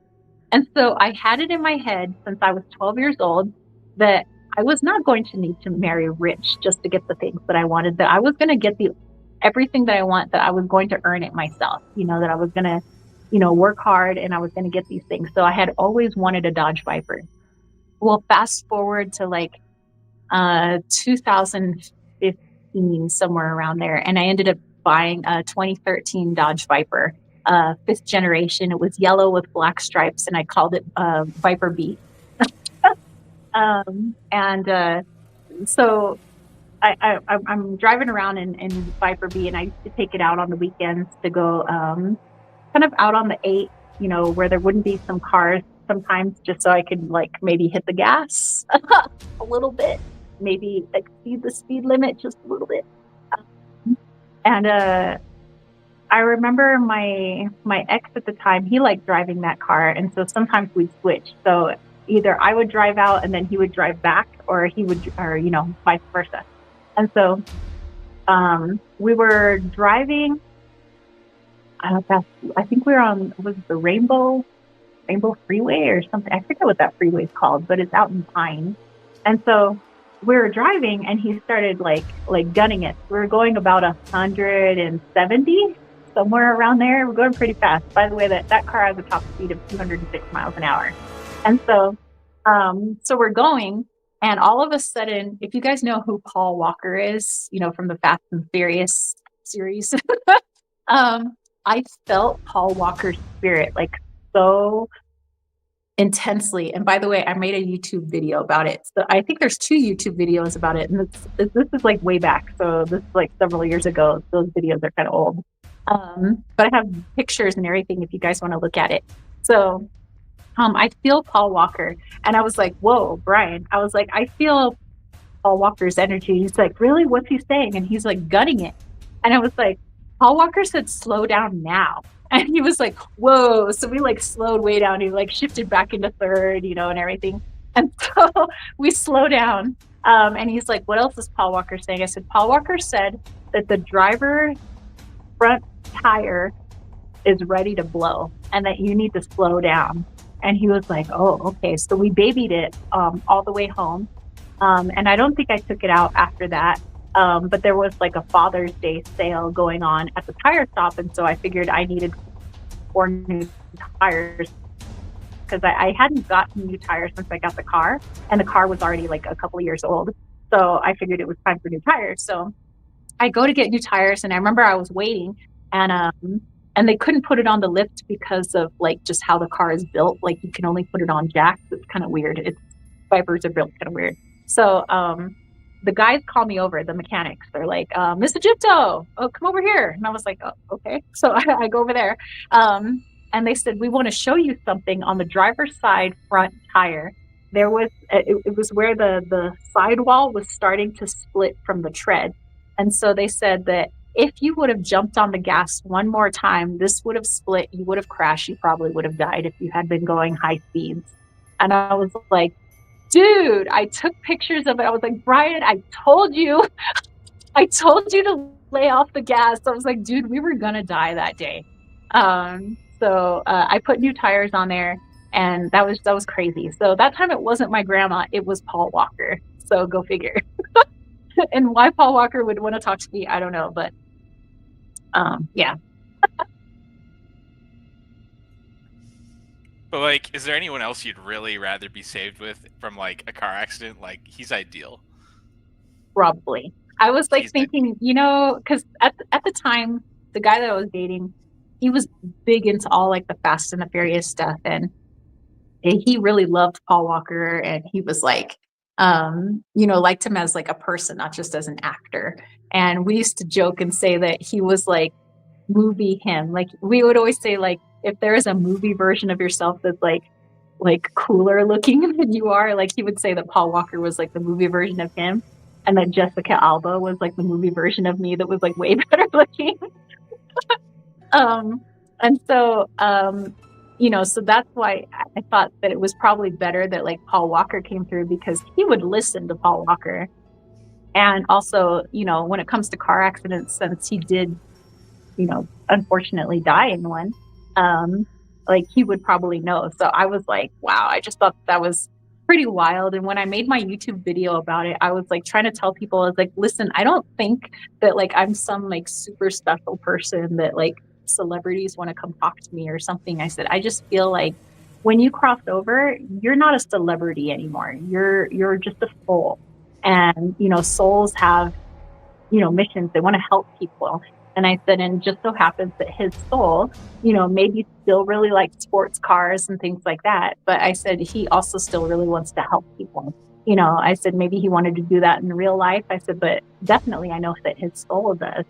And so, I just kind of put it out there with like the little disclaimer that, I'm not like, trying to get like clicks or anything. I just wanted to share that story with people, that sometimes help can come from anywhere. It can come from some celebrity spirit. It can come from grandma. It could come from, somebody unknown. But I think that, I don't know, energies kind of always have our back. Sort of, to an extent, I think. Have you ever heard like you've channeled Bashar before, right? Like I remember you did one channeling Bashar.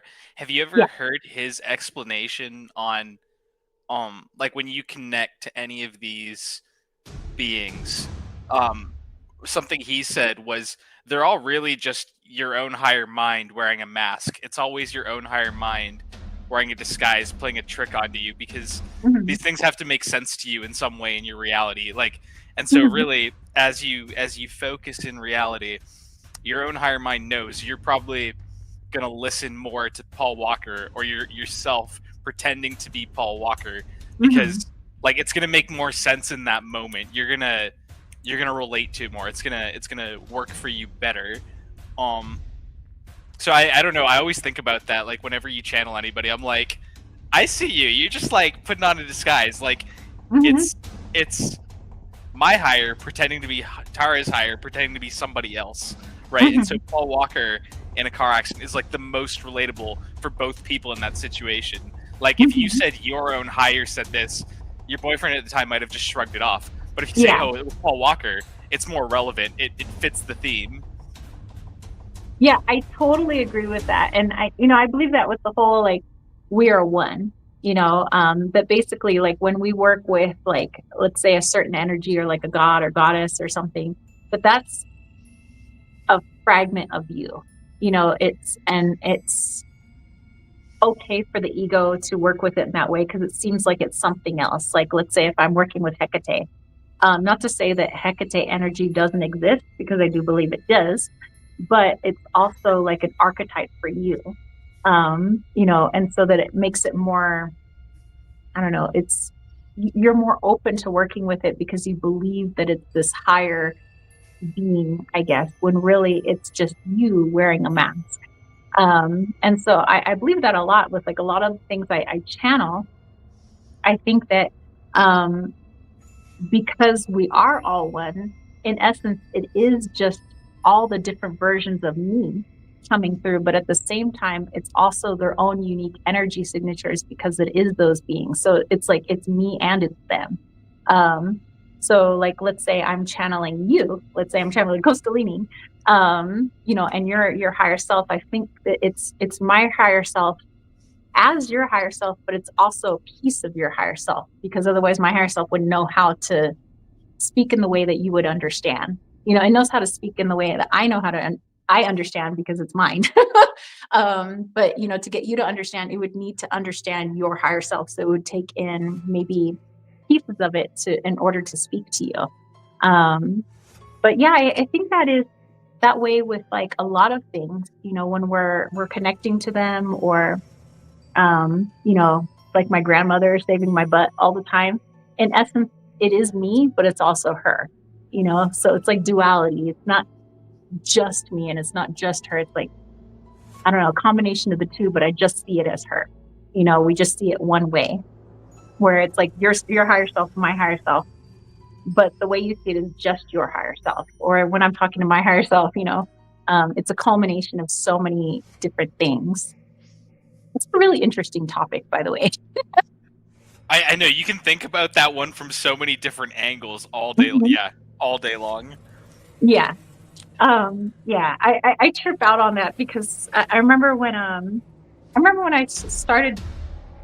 I don't know who brought it up actually. I just remember at a certain point I started realizing that everything that I was working with, I'd say I was working with eShell or I was working with this or I'm working with that or I'm connecting to this, and I realized that really it's just me talking to me, but it's talking in such a way that I would listen through these different aspects. And it's also not to say that those aspects don't exist. They do. They have their own energies. But also like my energy would tap in a way that it needs to relay the information to me, and so that I would listen. So that's interesting. Very happy Monday says, yay, Vroom. Rest in peace. Grandma is friends with Paul Walker. Hallelujah. And then they said, putting the and co-creation. Yes, definitely. Wow. Man, it's been fun. Have you ever thought about like maybe channeling your own future ego and having like Riley interview you? Ooh, I have not, but that is a great idea. Tara in her 80s or whatever they give I you. want to do that, dude. I want to do that. Yeah, yeah. Tara when she's like 100, 120. I've always felt like I was gonna die really, really old, and I had a glimpse one time. I don't think I've ever shared it with you guys. It's very brief, so it's not like it's a huge story or anything. But I was trying to tap into. I wanted to see, just based on this timeline. Of course, I know like we change timelines all the time, so this, I may have already changed it by now, but I wanted to know what I saw near the end of my life. And I felt like I was really old. I felt like I was over 100. But I still felt like I could walk, which is great. I'm glad I still have my faculties about me and that I could still be mobile. That's all I want. But I was leaning over a balcony or something. I'm not really sure. And there was these pine trees really close to the balcony. And I remember I had a cigar in my hand.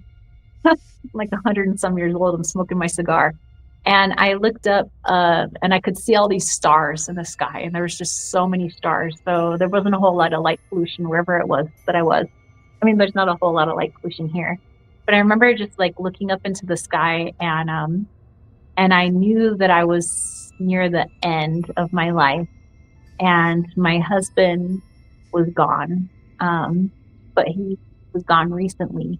And most of my friends, I think all my friends were gone. And I think I was the last one.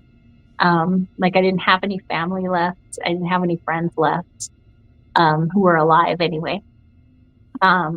And I just remember that I was happy and I was ready to go.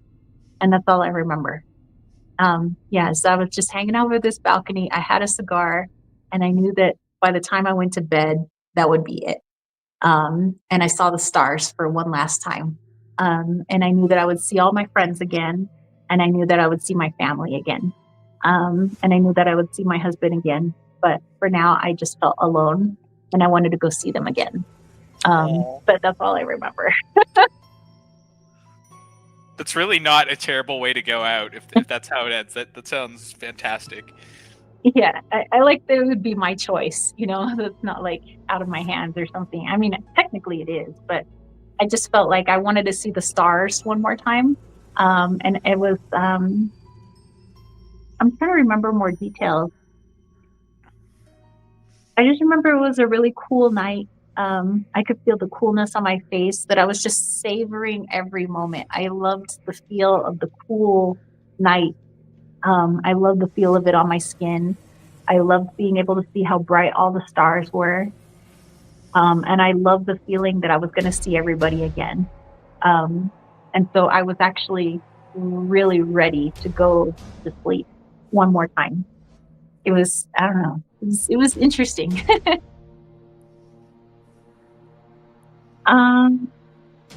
Let's see. Eric Betancourt, hello. So today is wonderful. I'm using the awesome wands from your Etsy shop, all 3 of them. Oh, wow.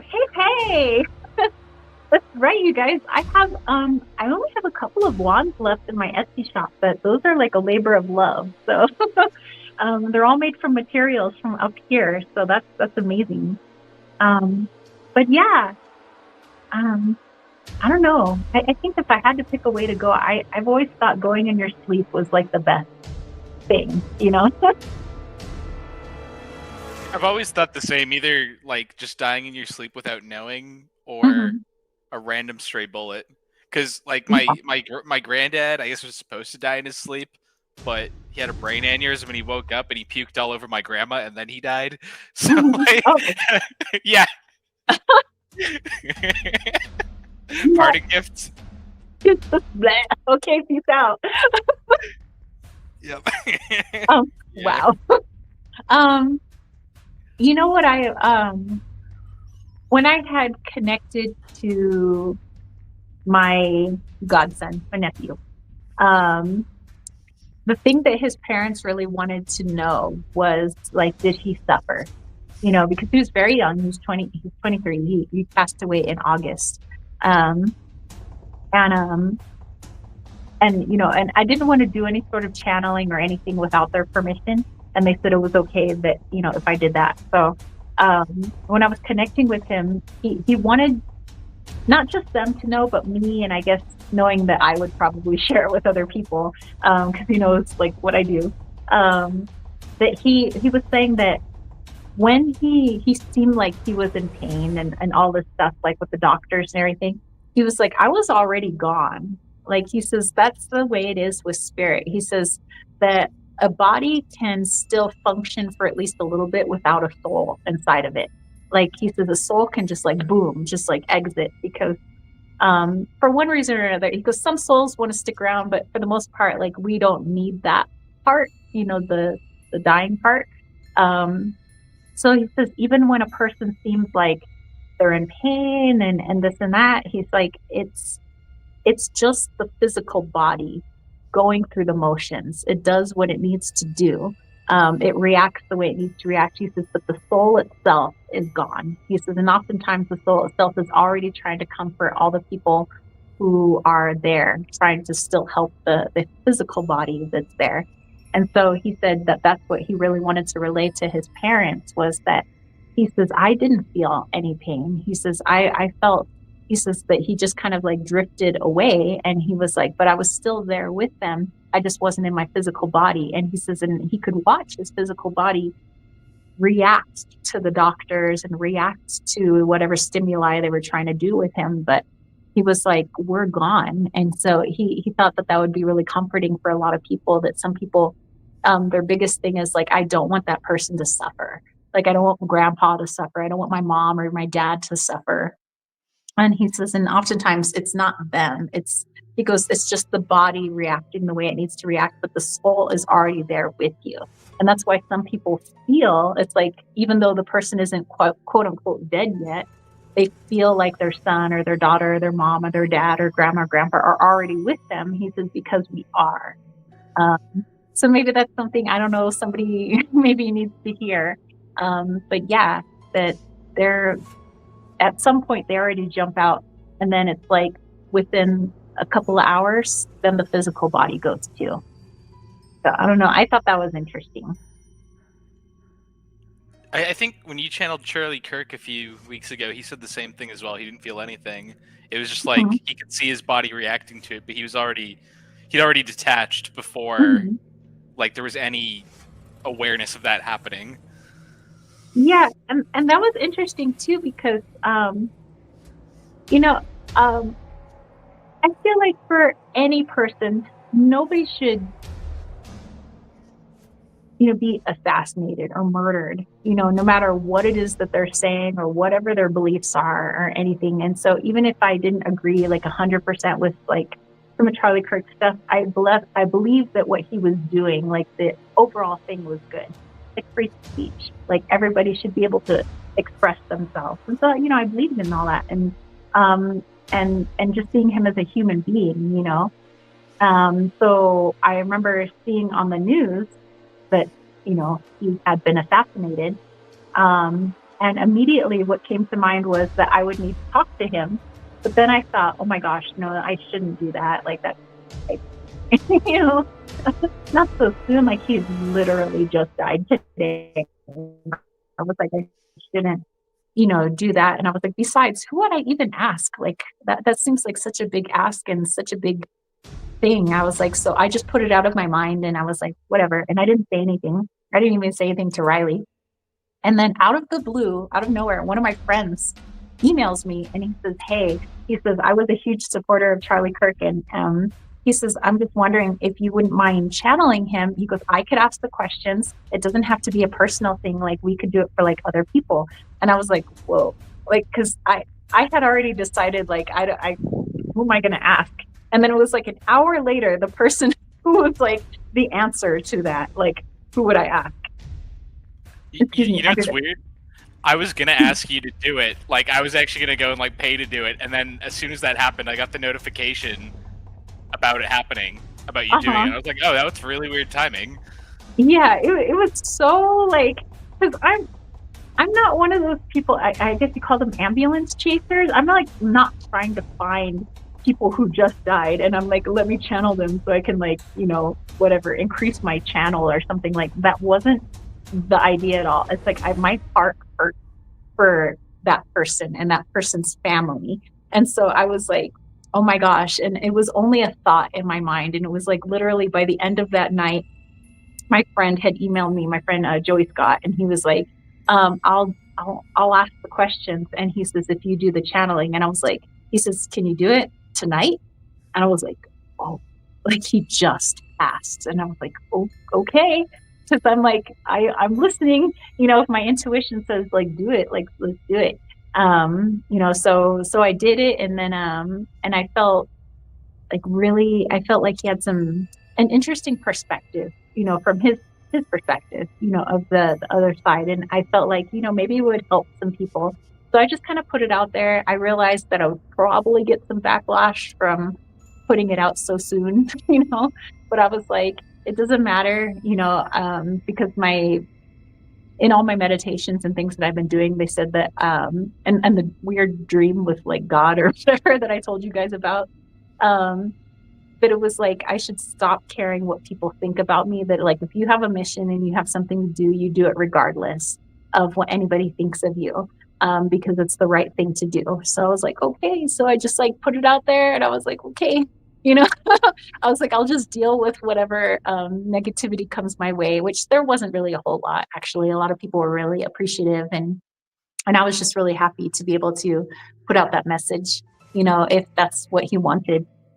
Because when it comes to channeling, I don't think a lot of people know, but it's just like talking to people, like just regular people. You can't make somebody channel with you. Like, so if I, let's say, wanted to connect to our friend Costellini here, and his higher self isn't having it, then I can't do it that day. Like, everybody has free will. Every spirit, every energy has free will. So it's like, if they don't want to, they won't do it. And I've had plenty of times where I'm like, ooh, I want to connect to this, and then it was like cricket, and so I just didn't do it. But yeah, so that was interesting. And but yeah, I send love to him and everybody's family who's been, a victim of that kind of hate. Oh yeah, go ahead. Well, I was gonna say it's so strange too, right? Because if you pick your exit point, then he chose to be assassinated, right? From his higher perspective, he'd already signed up for that, right? And yeah, when you did do the channeling, he was more than happy to come through. So I don't know. It's weird when you think about it like that. Like, it was his choice, but the human brain goes like, but ethics. Yeah. I mean, it's hard for us. Like, I guess it's the duality of things. Like, let's say, actually, let's take my grandma for instance. Like, I at the time when I was like 15 when she died, I was so upset, and I thought that, like, the world is so cruel. Why would why would the universe take my grandma away? Like God is mean. Like, why would this happen? And because I didn't understand at the time about like person's free will, and that there was like exit points for people. And so it's hard for us to understand when we're still here on this third dimensional plane, why some people go and how they go. When really, maybe at a conscious level, that person doesn't understand that. They wouldn't say, Charlie Kirk wouldn't say it with his own conscious mind, like, oh yes, I ought to be assassinated today. He would never say that. He would probably never even think that. But his subconscious, his soul was like, oh, this is an opportunity for an exit point. I need to take it because of X, Y, and Z, because, something that we don't quite know yet, whatever his continued mission is, or any people that we feel have died too young or too early, or, they died in what we might say a terrible way. And it's just because their soul decided, well, we'll just take this opportunity for this particular exit point because this person needs to continue and do something here that maybe is more difficult to do in the 3D realm, but is much easier to do in the 4D realm. And that's something that I learned actually from my cat Presley. I talked about him a while back. That's Presley. But yeah, he passed away in 2015, but that was something that he taught me because I'd never really had a pet that died before, and I was devastated. And I thought that like the world was cruel. I was like, why would anything want to hurt a cat? Like us animals. I felt animals are so innocent. And I was just like, you know, he had so much life left in him, and it was a virus that went after his heart. And so he died of renal failure and heart failure. And so I was just like, I was angry. I was so sad.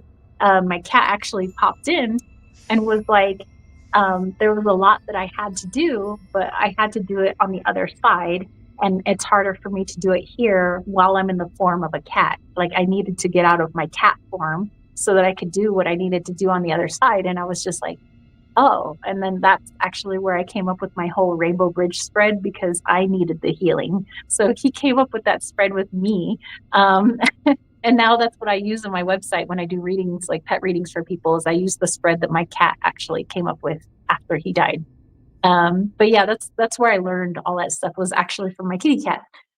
Where he's like, I couldn't do that as your cat. I needed to go do other things.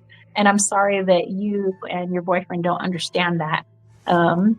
But he was like, it's not that I don't love you guys. I love you tremendously. I love everybody, you know, that I've ever encountered tremendously.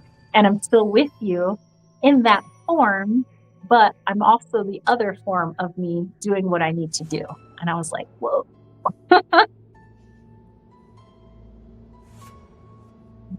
Yeah.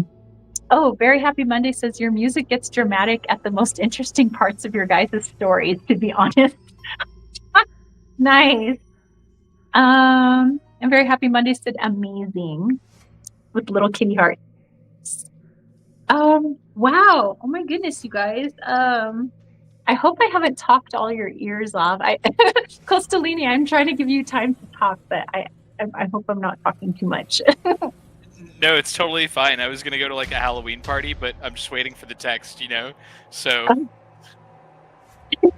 Okay, well, I probably will start to let you guys go then. If anybody else wanted to share anything about their Halloween, definitely put it in the chat. I thought this was a lot of fun actually, because it's just like real low key, just chill. You know, we get to dress up and you know, hang out with my Halloween decorations. I actually have to light all the candles for my ofrenda, my family altar. Actually, before we end our chat today, I want to take you over there, but I'll light the candles for you guys first, just so you guys can see it. And you guys get to see all the family, and actually you get to see my grandma that I was talking about. So,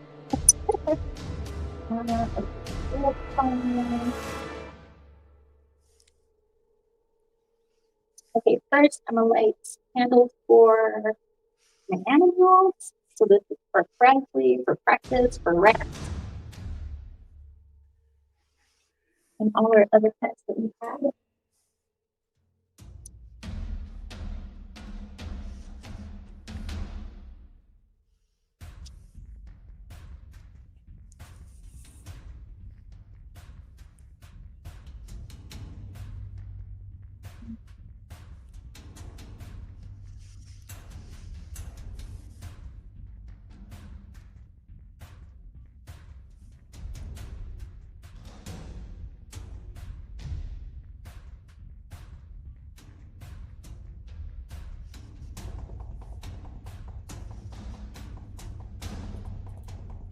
My phone acting rather peculiar.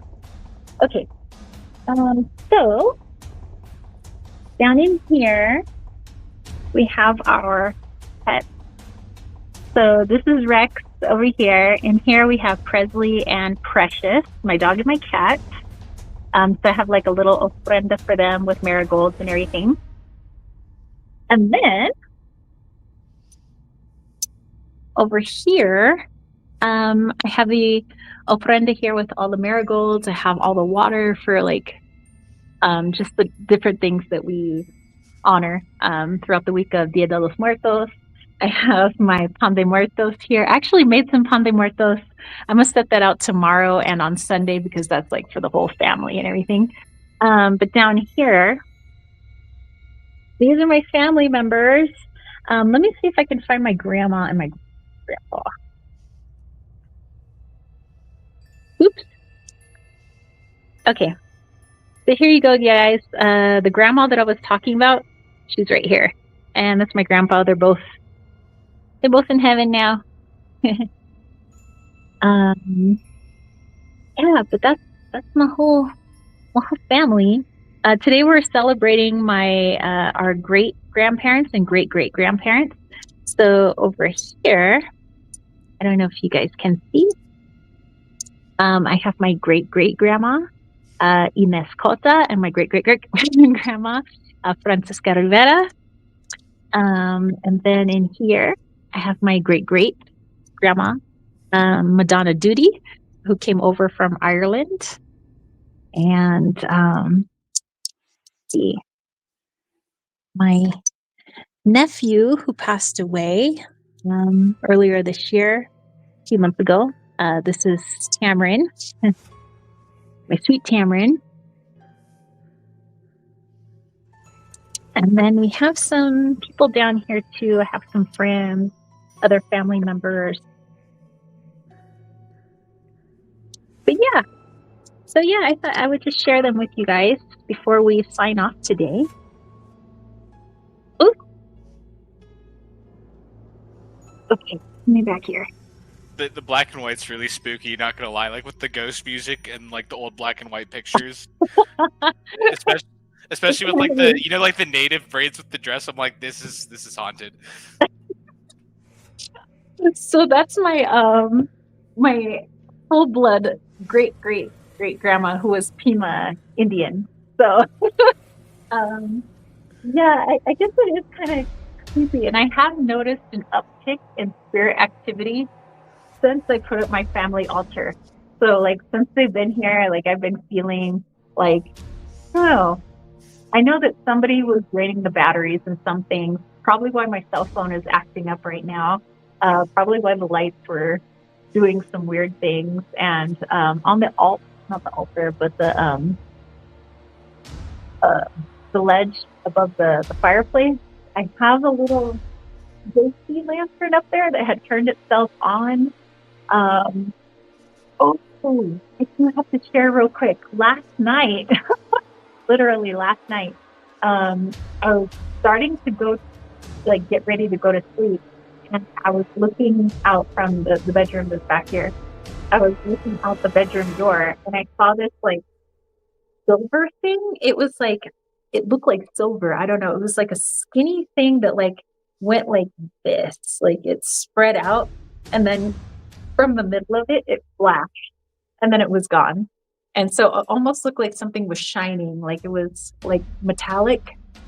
But yeah, it was like the thing that was real skinny and just like spread out really big, probably to like, if it were a person, probably between like 5 and 6 feet. And then it flashed and went away. And I told Riley about it, and he said that was interesting because earlier that day he thought he saw his dad, or like felt his dad's presence like in that doorway. But I feel like something about that doorway, I don't know. I see a lot of things in that doorway. And it's new for me because like for my intuition, I've always seen things with my third eye, like always like in my mind, I feel them, I can hear them.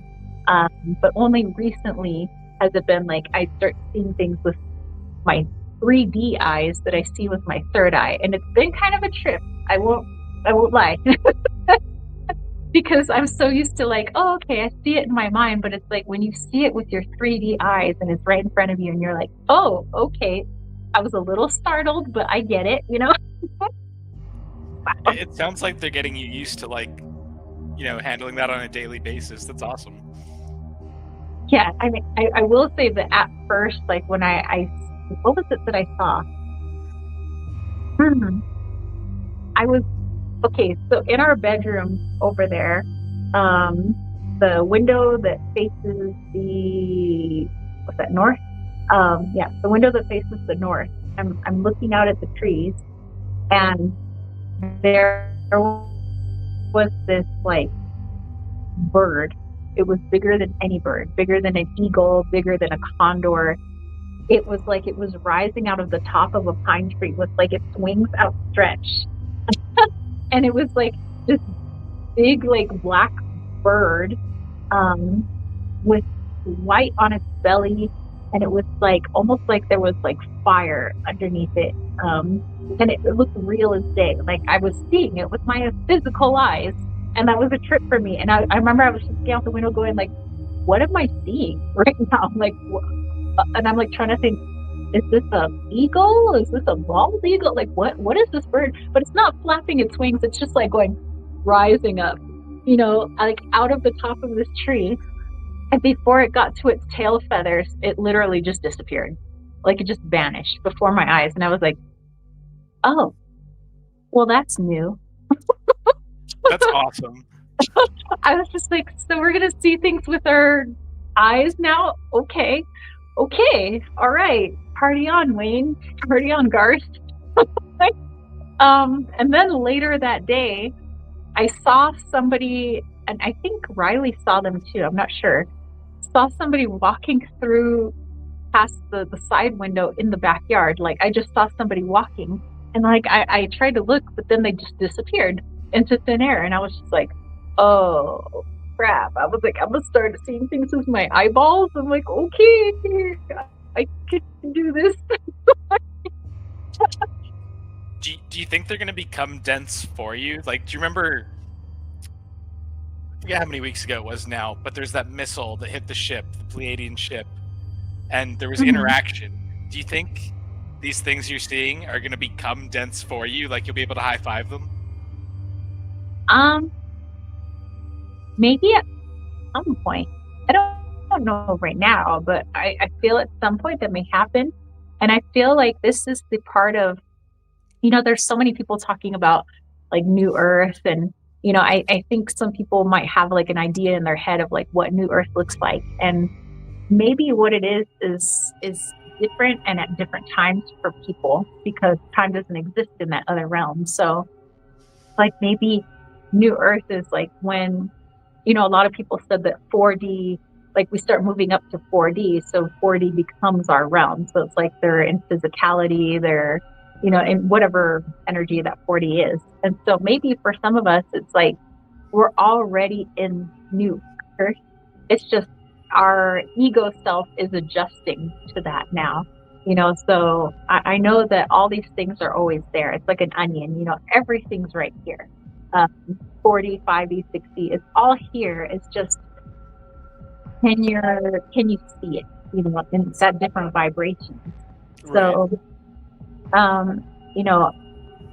those things that I see, that bird that was coming out of that tree is probably, it's there. It's just now I'm seeing it, and maybe something that I channeled, I don't remember if it was personal, if it was for somebody I was channeling for, but it was where they said that our 3D senses were going to start being utilized like our sixth sense.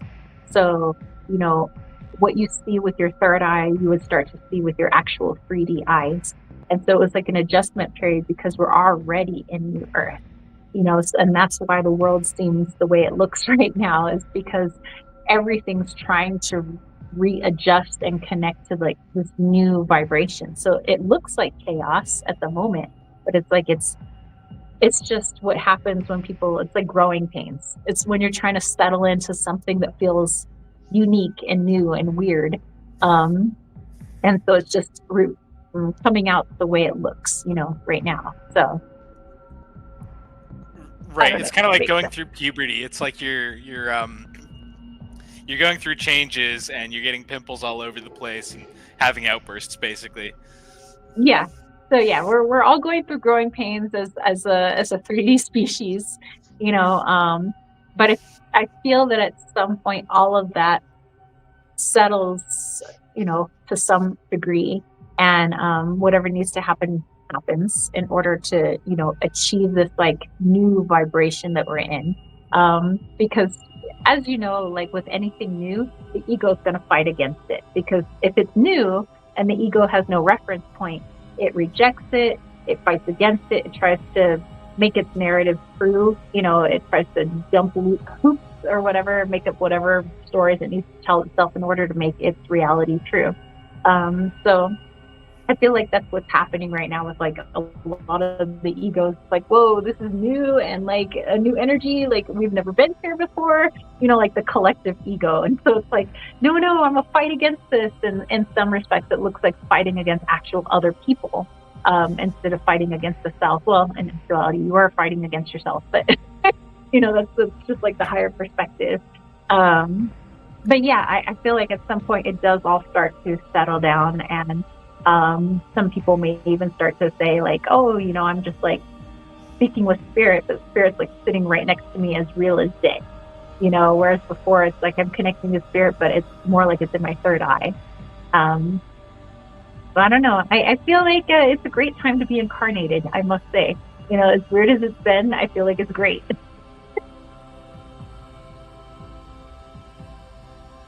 Let's see. Very happy Monday says, beautiful 3D bodies are dense. Whatever or whoever you perceive was probably vibrating at a different frequency or density, if that makes sense. Yes, it does. Definitely. Oh my goodness. Well, this has been so much fun. I mean, we've done so much. We had a lot of interesting stories.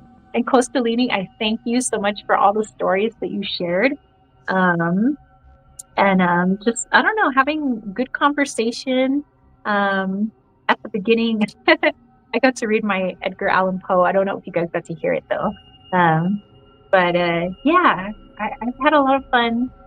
I don't think we're going to get any trick-or-treaters this year because we're at the end of a very dark road, and I don't know if any kids are brave enough to come this way, but we'll see. But anyway, I thank you guys so much. And Costalini, thank you for, popping in and being a part of the chat, as well as people in the chat. Someone has to like brave up and do it, right? Thanks for doing this for Halloween. That was awesome.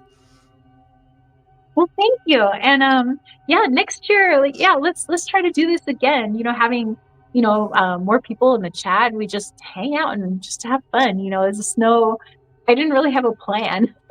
I was just like, it's Halloween. Let's just like go with it. But I will still be doing my Dia de los Muertos. Tomorrow is Dia de los Niños, or Angelitos, like all the children, like honoring children who passed away. And then like all of our family and like everybody is on Sunday, which is why for our Sunday live chat, I didn't put out a poll because I kind of wanted to do like an honoring of the ancestors, and all of our family members, and people who passed away this year or in previous years, and all of our animals. I wanted to do that for our Sunday live chat. So we'll do that then. But yeah, this has been fabulous. Thank you guys. I wish I could have kept my vampire teeth in, but I was lisping too hard. I was like, but yeah, thank you. I hope you guys have a happy Halloween, a beautiful Samhain, and if you celebrate Dia de los Muertos, lots of love to you, your family, and your ancestors, and everybody who's crossed over. Thank you so much. And again, thank you to Costalini, who was brave enough to pop into the physical live chat. I hope you guys have a great rest of your evening, wherever you are in the world. So we'll catch you later. Any last things, Costalini, to say? Just like happy. I just forgot the name of the holiday. Happy Halloween, everybody in the chat. Wow, that was bad. Yeah, happy Halloween. I almost said Hollywood. Thanks again, Tara. Night. Well, have fun at your house party. I will. Bye. All right. Bye, guys. Peace, love, and chicken grease. Peace out.